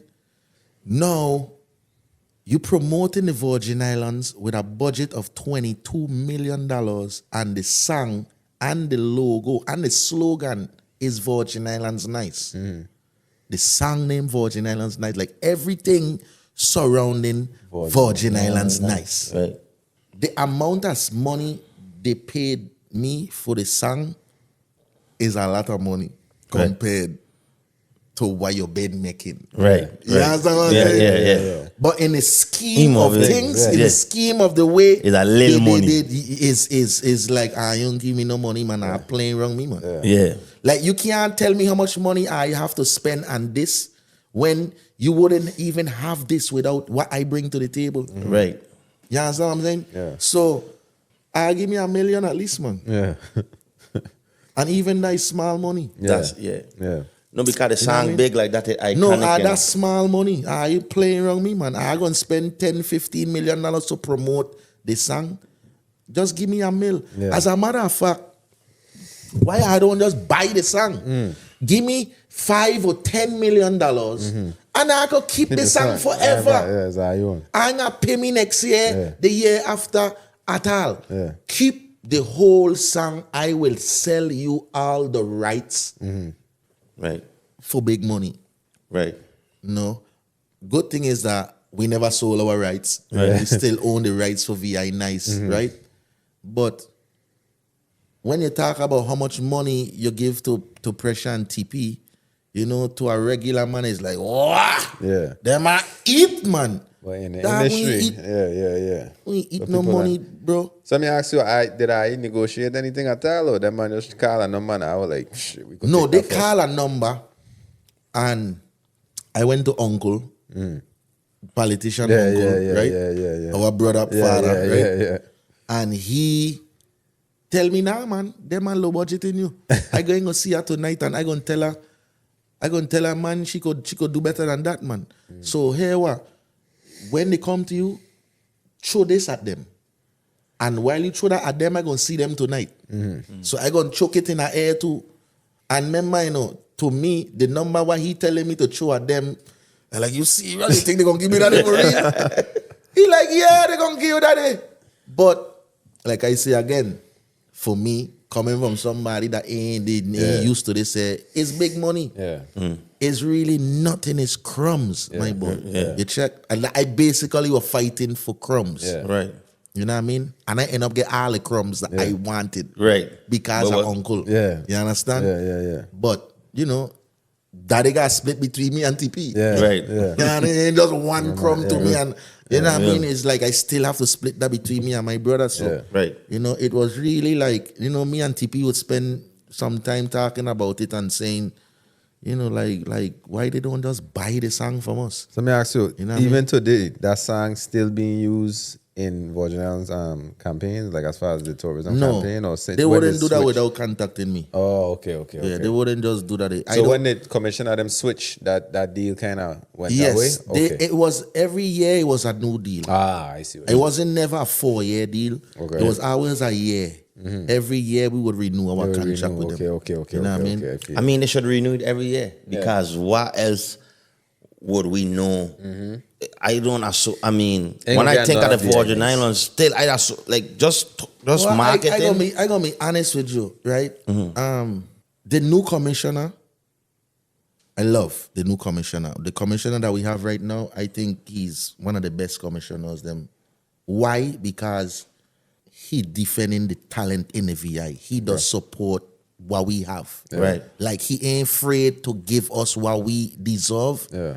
He want to see his own in good places. Yeah. Right. I first, before I even meet him, I done thinking, oh God, new commissioner. I got to go and tie. I hope that man don't take my, you know what I mean? Yeah. Ray. He called me. He like, I know we still under contract with you. Your contract is up in October. We're not going to use the song as for right now. We're going to go in a different direction. I want to try something else. But we don't want to take you off the payroll. We want to involve you in it still. Whatever, even if you have other things going on, we want to make sure that we keep you in the loop. Yeah. Like we ain't just gonna stop paying you. Yeah. You know what I mean? Ain't gonna just be no like you drop off and we ain't doing that song no more. It's like we want to keep paying you to keep you involved in whatever you have going on. You know you could come to us for the support.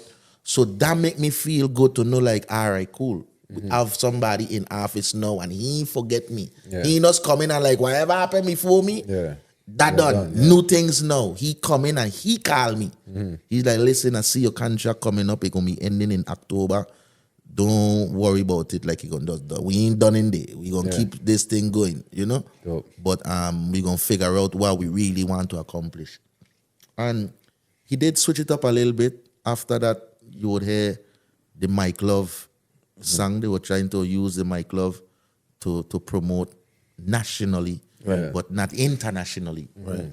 You know, so you would probably see it on the Local social television, I think. media, Yeah. them and the local televisions and stuff like Right. that. You know. But you know, it had a lot of people who were done fighting for me. Like, why I trouble that song? Yeah. Why are you do that? And you should have never touched that song. They leave the song alone and re. Yeah. And you know, they probably just didn't want to pay me. Right. They probably just didn't want to pay me what they know they would have had to pay me if they keep using exactly. it. You know, and I don't mind because you know what? That's why you make the song. The song belongs to the people. Right. Right. When I wrote that song to restore the people pride, you have to remember them years was some violent years in the VI, man. And let me ask you this. Honestly speaking, when you write that song, you didn't envision the government saying, hey, we're going to we're going to give you this. That had no inspiration in the song. That was just raw. None at all. Raw inspiration of your own. You want me to tell you what it is? You want me to tell you what inspired that song to be the way it was too? I sing the short thing. We're talking about all this bad thing going on in the VI. So let me clean that up and sing something nice about the place. So because I as a firm believer, like I don't want to promote my dirty laundry, what going on in the Virgin Islands. Yeah. That's so when bad things happening in the island and everything, you would never see me go online and repost it. Yeah. Like, oh, them man just kill a man, them man just kill this man. That I don't repost bad and negative stuff that happening in my island. Yeah. That's a duty to my island. Yes. To keep my island with a good face amongst all these islands. Yes. You understand? Because regardless of the issues that I feel that we just go through as a people, it ain't nobody else's business. Yeah. You understand what I'm saying? And we need your money. Yeah. So you come, bring that money, spend it in a VI, instead of standing up over there and be like, oh, me want to go St. Thomas, you know, that man just killed 10 man last week. You know? Like, what justice am I doing? It's like me telling you, come to my house so I could take you in my bedroom and show you how I throw my clothes them all over the place. Yeah, we do Right. that. You understand what I'm saying? Nah, I ain't doing that. You check what I'm saying? I want you, when you come to my house, you see my place look clean, so you want to come back. Exactly. Even if my bedroom dirty, me showing you in that. there. Exactly. Me taking you to the part of my house. Exactly. You understand? I want you to see what you need to see to keep coming back and bringing more people back. Facts. That's always been my outlook on it. Facts. You know? Facts. So when we have what going on now and people and we promoting the Virgin Islands and stuff, I felt like the song itself was already speaking for the pride of the people. You gotta remember, in that time, people were like, oh, me ain't going back home. It make no sense to go back home.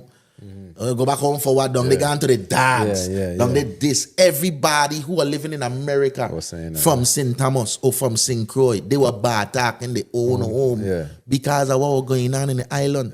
And I felt like, but wait, they still my fucking home. Nah, man.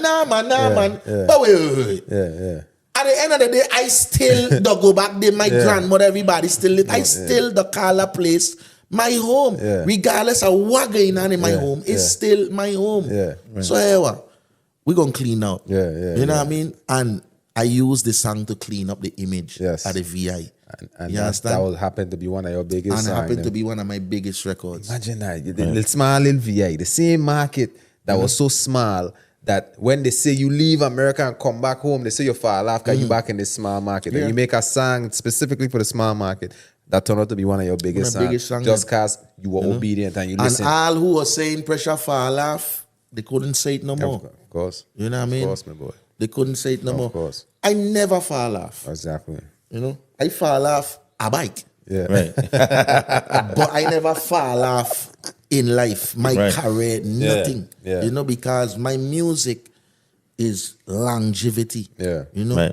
If I stop recording music today, people wouldn't know. Because of the amount of music I have that still holding power. You know?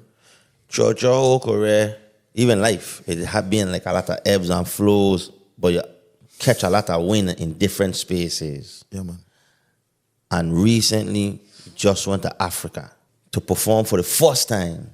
And I always thought you had performed in Africa before. You had to perform in Africa before, right? But I've been all over the world. I've been to Ethiopia. And sorry, but when I went to Ethiopia, which was my first time in Africa, I performed at a nightclub. Right. Down in Addis Ababa. I was not advertised. I was not on the flyer, anything. So because of that performance that was unscripted, nobody even expected me to put up there, pictures that circulate that Pressure performing in Africa. But it was really never like a put together promotion type thing. So really my first bookings performance in Africa was in South Africa the other day.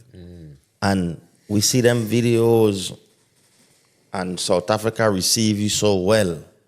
And matter of fact, they were singing songs that Pressure don't even be having on the card when you're traveling in America and stuff like that. They're all like, they know these songs. They know these songs. How that experience was to finally get to because I know through the whole Rastafari journey and coming out and finding yourself as a black man. Buju said, look to the east. Marcus Garvey said, look to the east. Even if you ain't into Rastafari and you come up in the islands, you're going to look to the east.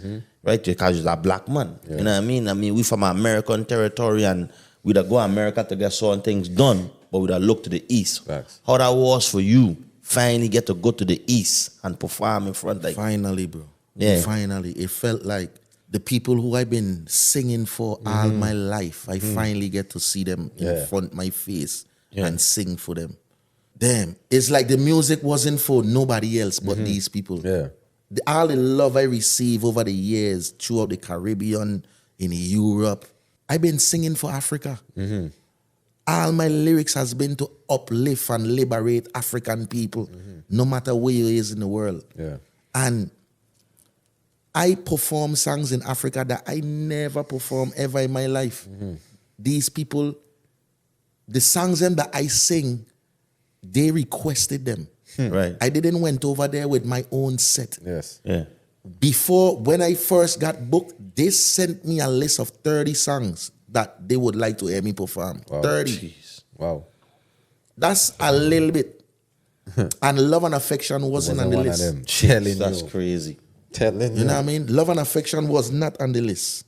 And I these people got to be my real fans, man. How Love and... That make me feel so good. Yeah.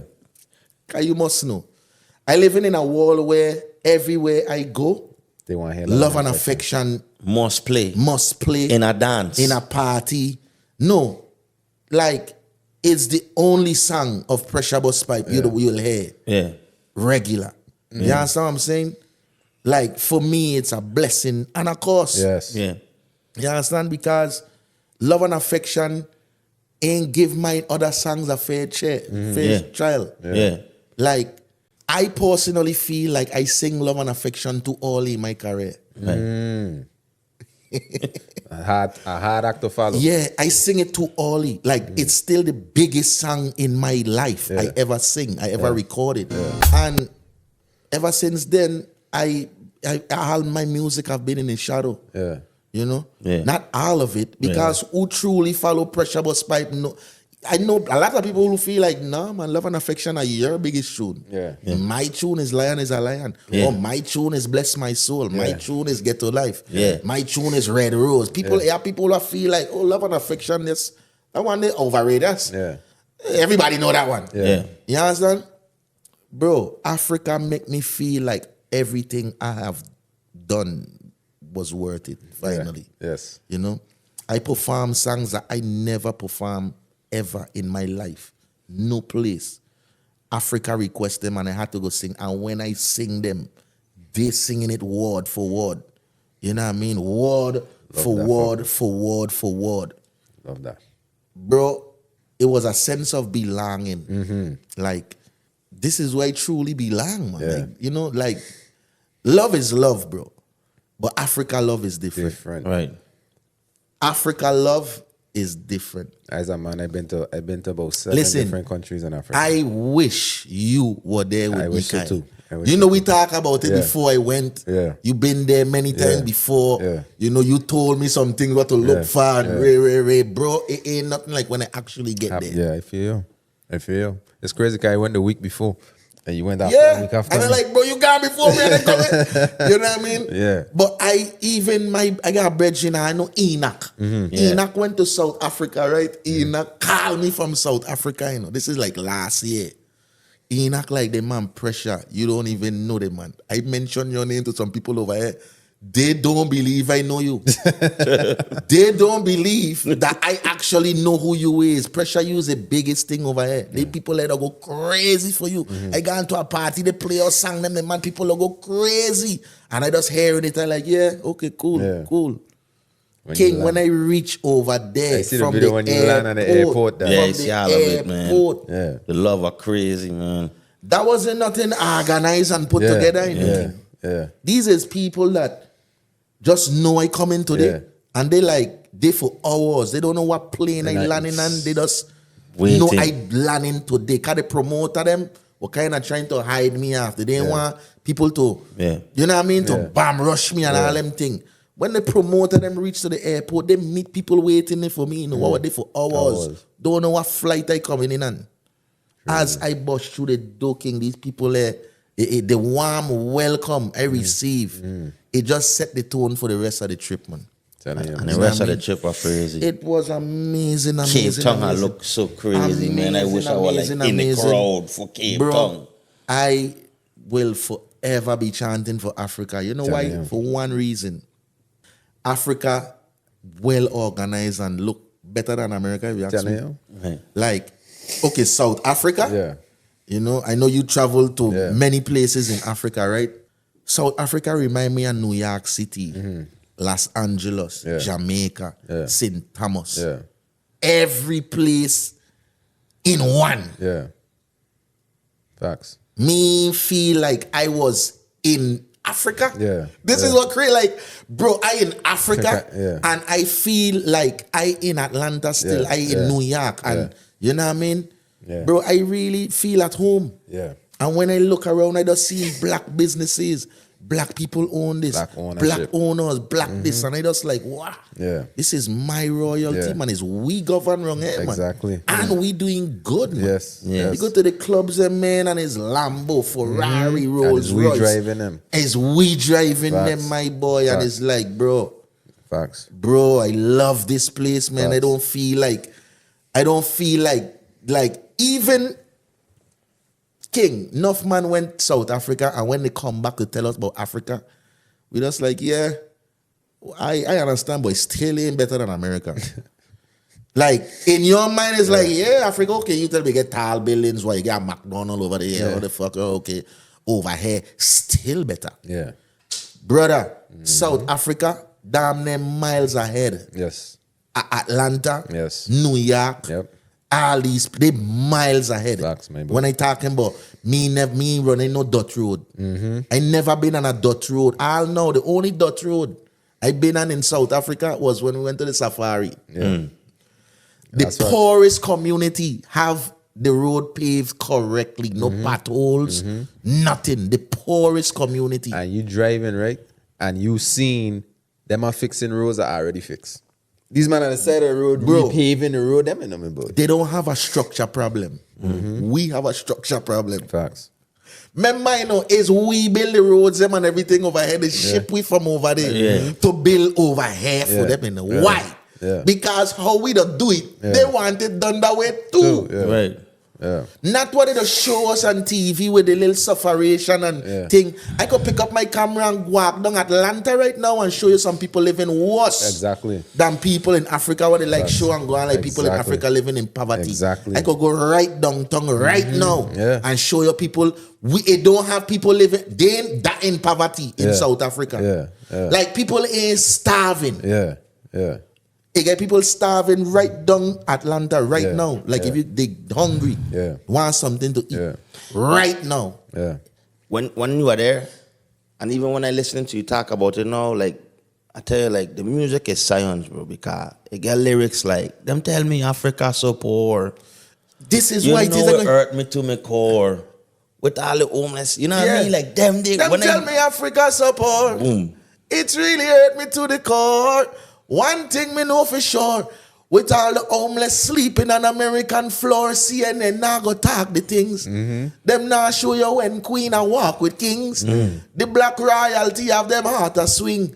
And so I see myself amongst my people. I could be myself. You know what I mean? Yeah. Bro, when I went to South Africa. Imagine you right there on this side. Yeah. And then you went over there, you see that What? fuck and feel it, the sun. Crazy. And that was impactful. Oh, you That mean? impact me. I didn't even went. I was just like, what? Oh, you mean? That's Man, in Bro, Africa. we's real kings and queens over the king. Don't Facts. make no man fool you. Facts. We is the true kings and queens. Them, well, hey, listen, they don't want to come over here. Yeah. Me meet no African, no South boy. African where it's like, oh, I'm ready I to want- left this place. I want to go Listen, to America. I None went of them Ghana, don't want to come me boy. over here. I went Ghana in December. Get a initiative called Dirty December, my boy. Bad. Like Ghana just blow my mind, right? You're talking to them man from over there, like, yeah, you're American. They're like, okay, cool. I say, how you feel about America? I ain't trying to go there. No police ain't killing we over here. It's black police, it's black politician, it's black owners, black business owners, black everything over here. We ain't going over there to fight for no rights and them type of fuck. We get our rights here, my boy. I was like, damn, that shit brought a different type of perspective to me. Is a different kind of love, self-love, man. Facts. You know what I mean? And I get to see that firsthand. Yes. In Africa. Yes. You can't deny, you can't go wrong that, my boy. I tell you. Not at all. So now I feel like I have a duty. You know what I mean? Like the first time you went to Africa, you know, whatever you just do to give back that you don't talk about and pour a video. You know what I mean? You feel as a responsibility. Facts. You know what I mean? Facts. Like when you go over, there's nothing for you to be like, you know, I gotta walk down here, man, because you know you get some people down there less privileged. Yeah. Let me go Let me show give them them that love. something. Yep. Make you feel better. Exactly. You understand what I'm saying? Facts. The man, Africa is where it's at. I bro. telling you, bro. Trust me. So- the food, Yep. the everything. The people, they welcome the into them, people, man. Everybody that tell you welcome home. Yeah. Like welcome home, bro. yeah. You don't get ahead. Like, bro, everywhere you go is welcome home. Yeah. Yeah. What? Yeah. Welcome home. You're right. What? You're right. Powerful. Nah, man. Yeah. My home is like everywhere I go, people is like, bro, this is your home. Yeah. Finally, now you're back home. Home. Yeah. Glad to have you back home. Yeah. Brother, that make you don't want to go no place. Facts. Facts. The only place that I feel welcome is when I reach in my house and I my tell mother you. be like, oh, you're back. Yeah. You know what I Yeah. mean? Or my youth, them will be like, oh, yeah, daddy, you reach Yeah, back. yeah. But in Africa, Yeah. just them knowing that you fly from America, Yeah. they don't welcome you back home. That's crazy. Yeah, welcome that's home. So let me ask you this, right? Earlier you were talking about your early journey to Rastafarianism, right? And you had you were indapsing people, and then your partner, who were encouraging you not to really daps people, he went to Africa. And then he learned, like, yo, them are dapsing people. Yeah, over you here. can't disrespect. Is that the disrespect? vibe. Yeah. You So know what I then, mean? so then that changed his perspective on Yeah. it, which changed yours, Changed right? mine. This time when you went over there, did it have anything that you kind of see that changed your perspective of like Africa, what you thought, besides what it is you just say, and like how people, like any type of living, especially when it comes to Rastafarianism, any type of vibes that you, miscommunications that they clear up for you? Them people serious when it come to Rastafari. Yes. You know what I mean? Like, them people serious. A lot of the dreads, them, a lot of the Rast them in South Africa, there's like real vegan, you know, they don't drink liquor, they serious about the movement, they just chant ISIS regular, and, you know, they have a serious Rastafari movement in South Africa. Yeah. In Africa on a whole, one thing I noticed when I went to Ethiopia, when I first got to Ethiopia, you know, it kind of troubled me a little while, you know, and man holding hand and walking. Yeah. You know what I mean? Yeah. Like, I didn't, that's new to me. Yeah. You know what I mean? Like, man walking, holding hand. Yeah. You know? So I in a van with a couple of my brethren them I travel with, and an empress that live over there. You know what I mean? My brethren mother. So we in the van, we traveling through the town and thing, and I see it.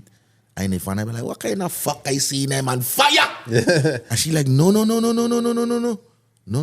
That's a custom wrong here. Yeah. Did a whole hand. That's a custom. That's brother to brother love. Right. Like did us whole hand and walk the street together. Yes. Whole vibes. Yes, the man. And I can't get together. Yeah. Right. You know what I mean? But that's just Conditioning over here. exactly. I was just gonna say that's a pure vibe. That's a pure My energy. boy, where the man is. everywhere I go in Ethiopia, I seen man and man holding hand and walking down the street together. And it's just a Like them representation man of just brotherly love. it look like how a man and a woman the whole hand walking down. Yeah. This is how did us deal with brotherly love.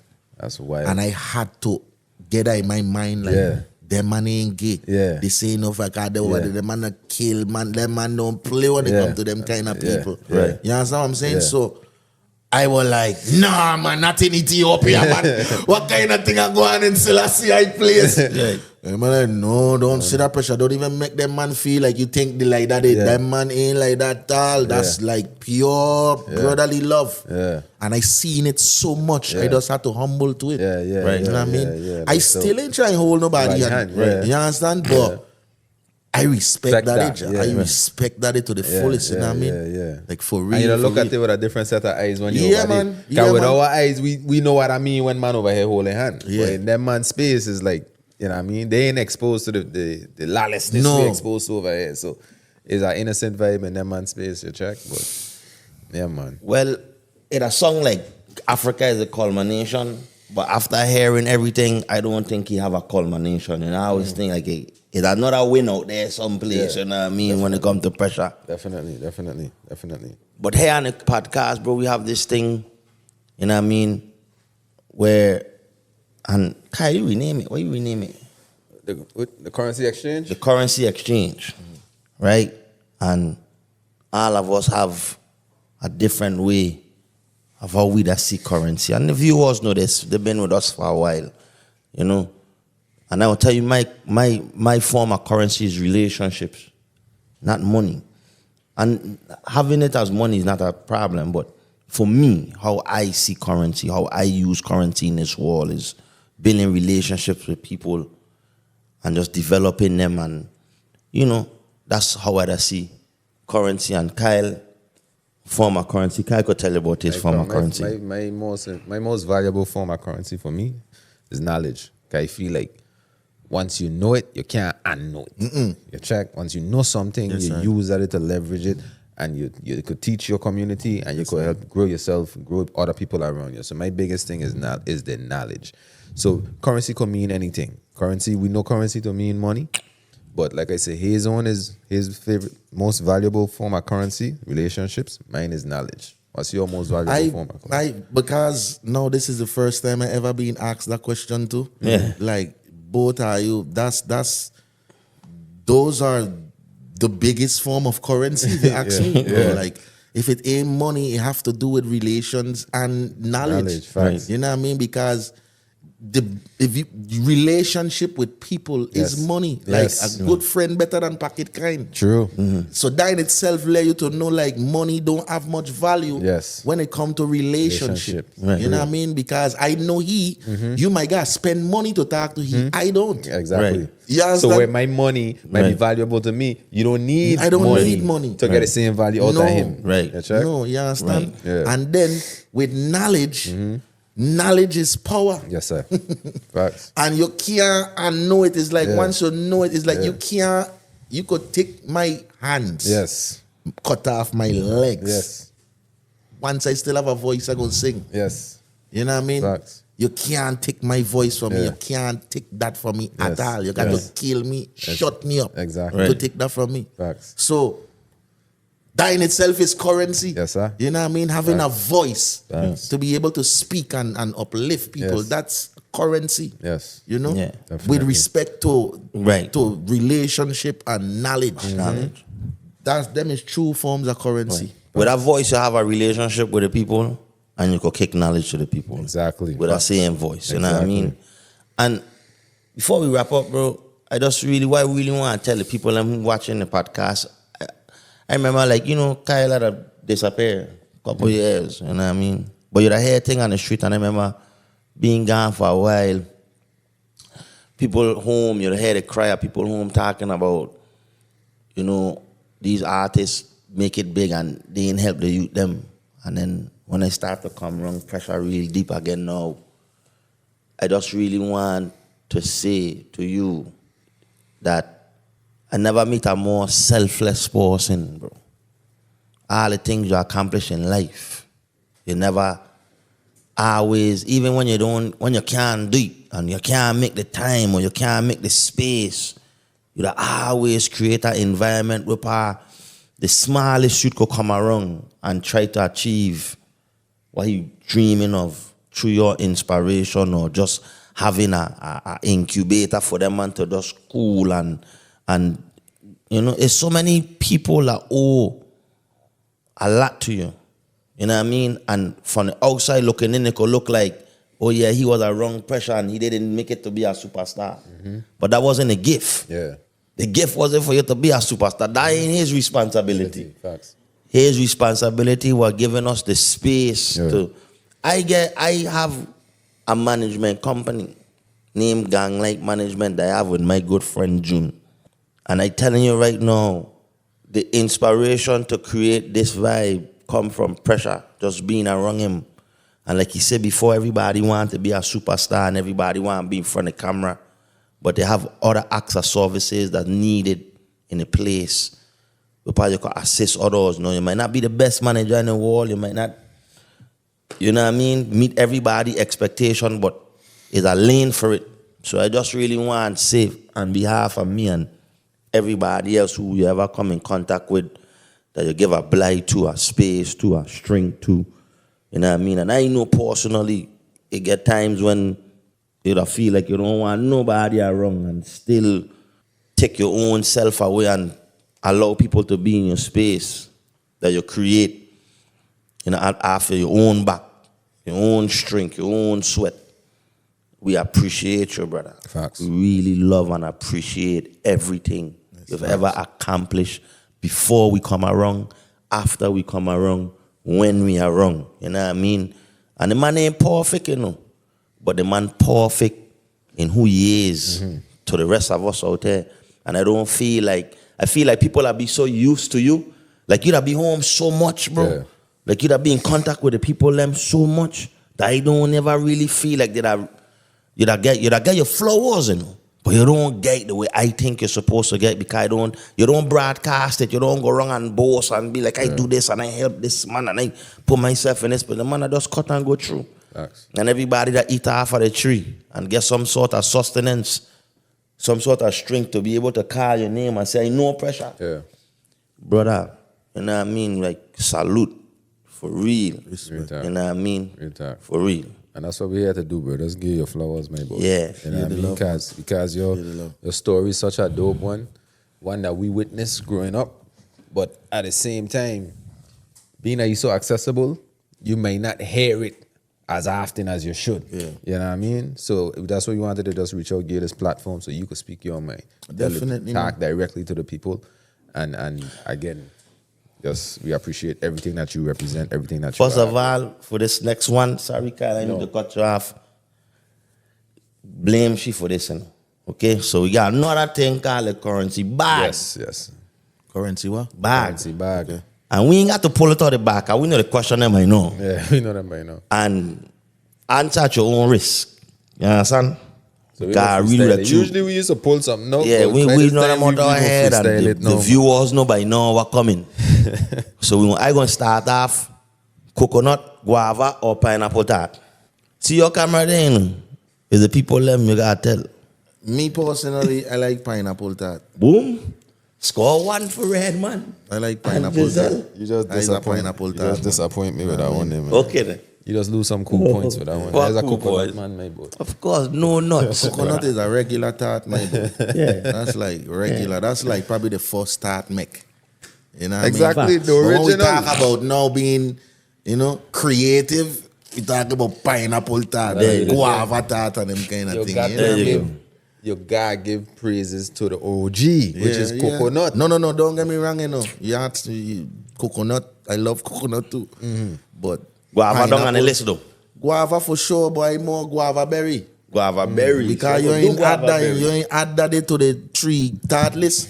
So me mention nothing about guava berry, but you is a tatola man too. Right. You know what I mean? And guava berry tart is probably my favorite of all. You know what I mean? Over guava tart. Over guava tart. Yeah, I could eat a guava berry tart. I can't eat a So guava wait, tart. guava I tart could and eat a guava guava berry tart. tart ain't the same thing? No. What fuck I seen? I That's what eat I a tell you, guava tart. man. He's a kittition. He's a kittition. No fucking kittition. Shout out all our kittition followers. Big up. We love ice still. What the Child, you next don't one know is? what guava berry is? I know guava berry. So how you gonna ask if guava berry and guava is Hold the on, same let me thing? think. Let me think. Let me think. Like I you know. think? Yeah, think about it.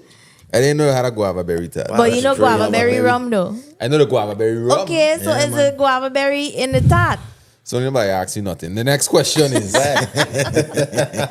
right, next question. Let me think of a good one. Daddy Friday. Daddy Friday. You even let me finish. Why? Why? Why? I was say Daddy Friday or Anthony B. Daddy Friday. Okay, see, you mean? I don't be Madison. I'm going to say Daddy Sizzla, but Friday. that would have been hard. I'm going to say Daddy I Friday gonna or make it Sizzla. hard. Listen, As a matter of you- fact, Listen, when I was Daddy Friday fan, you couldn't get in the way of that, you know? Yeah. Like windstorm, everything Yeah. I like. I feel like I part of Jamban. Yeah. You know what I mean? And you know, Brungy is my father. Yeah. So I get to meet these men. Yeah. You know what I mean? And I is like a number one Nick Friday fan, man. Facts. You know what I mean? Like Anthony B for the culture, Yeah. for the message. Yeah. But bro, like when you want to get in my VI skin, you have to talk about Daddy Friday, Facts, bro. You know what I facts, mean? Ras or not, Yeah. we coming up the road at Friday. Friday. You understand? We Facts. coming up the road at Friday, man. Facts. Like just today alone, ja, okay? Yeah. We gonna, but we rolling with Friday today. let me just add some real pressure to it. Go ahead. Because the nostalgic thing we kind of answers, Swanks or Gusty? Swanks. What? Oh, quick. He that be saying quite a lot. So I love Gusty. You got to no, say no, no, no, no, no, no, no, no, no, no, no, no. No, I love Gusty music. I think Gusty underrated. I think Gussie underrated. I think bad Gusty too. underrated, and he's one of the best. Like you, that's a hard question. Yeah. The reason I say Swanks is because Swanks effortlessly make good music. You know what I mean? And Swanks ain't so controversial like Gusty. Gusty is a man like he in a controversy mix. Yeah. You know what I mean? And within that, he the wholly own. You know what I Yeah. mean? He have a lot of respect. I think that everybody that know the music coming from out of the VI, they will put Gusty on the top, at least the top three Yeah. producers. You know what I mean? For me, that make that in the pudding that done make already, the work that Swanks have done locally and abroad. Yeah. You know, Swanks is a beast. Yeah, Like Swanks you know what I mean? And Swanks have a lot more about him than what he does show the public. Yeah. You know what I mean? Swanks does produce other music too. Yeah. You know, he does produce. Swanks produced a song for me that I ain't released yet. A dancehall song. Okay. You know what I mean? And you ain't expecting this because you know Swanks that do soca, calypso music. Yeah. You know what I mean? I would feel easier going to Swanks to help me with a production and something else that different versus Gussie. If I want like the baddest, like if I want to find the baddest rhythm right now, I probably might go check Gussie. Yeah. You know what I mean? But if I want to find a great song, like the baddest song, I'm going to check Swanks. Because Swanks, I feel like Swanks know how to make a song. He know to make a song come together. So for me, Swanks is the man. It's going to get harder. Okay. Sasso or Jugu? Okay. Okay. He going viral. Sasso or Jugu. You know why it's hard? It's because I like Sasso, but Sasso don't have a lot of songs that I like. Right. I like Jugu, But Jugu don't have a lot of songs that I like. They don't have a long history of hit songs. Right. They just have a lot of music out there. Right. So it will just come out to be more like a favoritism thing, like who I know more and who I talk to more, and it wouldn't really be fair. But as a grown man, I would listen to Jugu more than I listen to Swank, to Sasso. Sasso. You know what I mean? I think now Sasso more, his generation is a younger crowd versus Jugu. But I believe that they both destined for greatness. Yeah, I like Jugu song making ability, but I like Sasso showmanship. You check? Sasso gonna give you a viral something once or twice a year. Like entertainment wise, I like how Sasso he's an entertainer. Okay. Midnight Band or Star Lion Family? Midnight. Van, big up Van. Rest in peace of Van. Rest in peace of Van. I get introduced to Van, another Fiso and a Virgin Island, like not a Virgin Islands person, through you.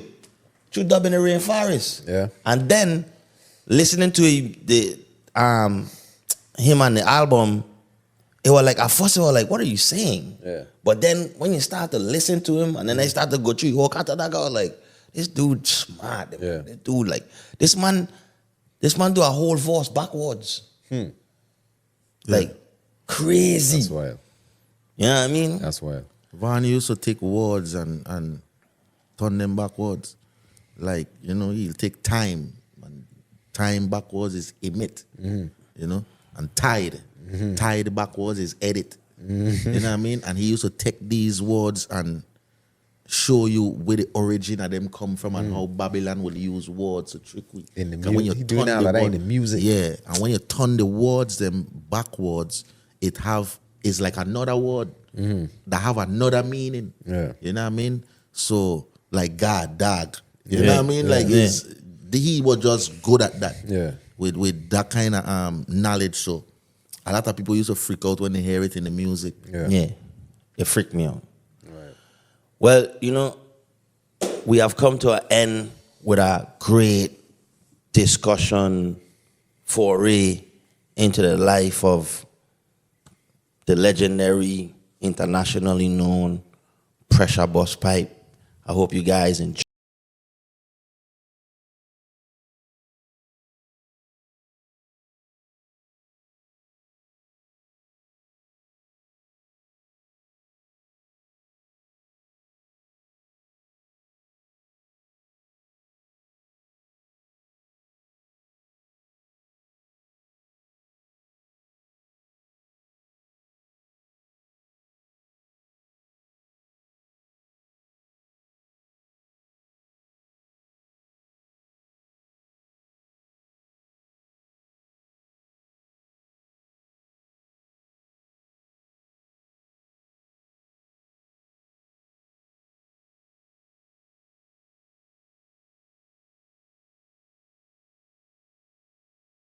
Well, we have come to an end with a great discussion foray into the life of the legendary, internationally known Pressure Busspipe. I hope you guys enjoyed it. Like, subscribe, follow the Caribbean Currency podcast show. We're all of it. You know what I mean? We're really happy that you guys sit through this whole thing with us. I know Kyle couldn't wait to do it. Sony couldn't wait to do it. I couldn't wait to do it. We finally got it done. And I hope it lives for a very long time in our consciousness about the being that we have in our presence. Sometimes when we here with them, it don't seem so grandiose. And then after they're gone, we feel like they were the biggest thing ever. And I just want us to be able to enjoy the spirit while they're here with us. So thanks again for tuning in, and see you guys again. Peace. Just need a big bag, I'ma get it so fast, I'm so fast. And when I get that money, I'ma make that last. Caribbean currency, we make that money last. We make it last. I just need a big bag, I'ma get it fast, give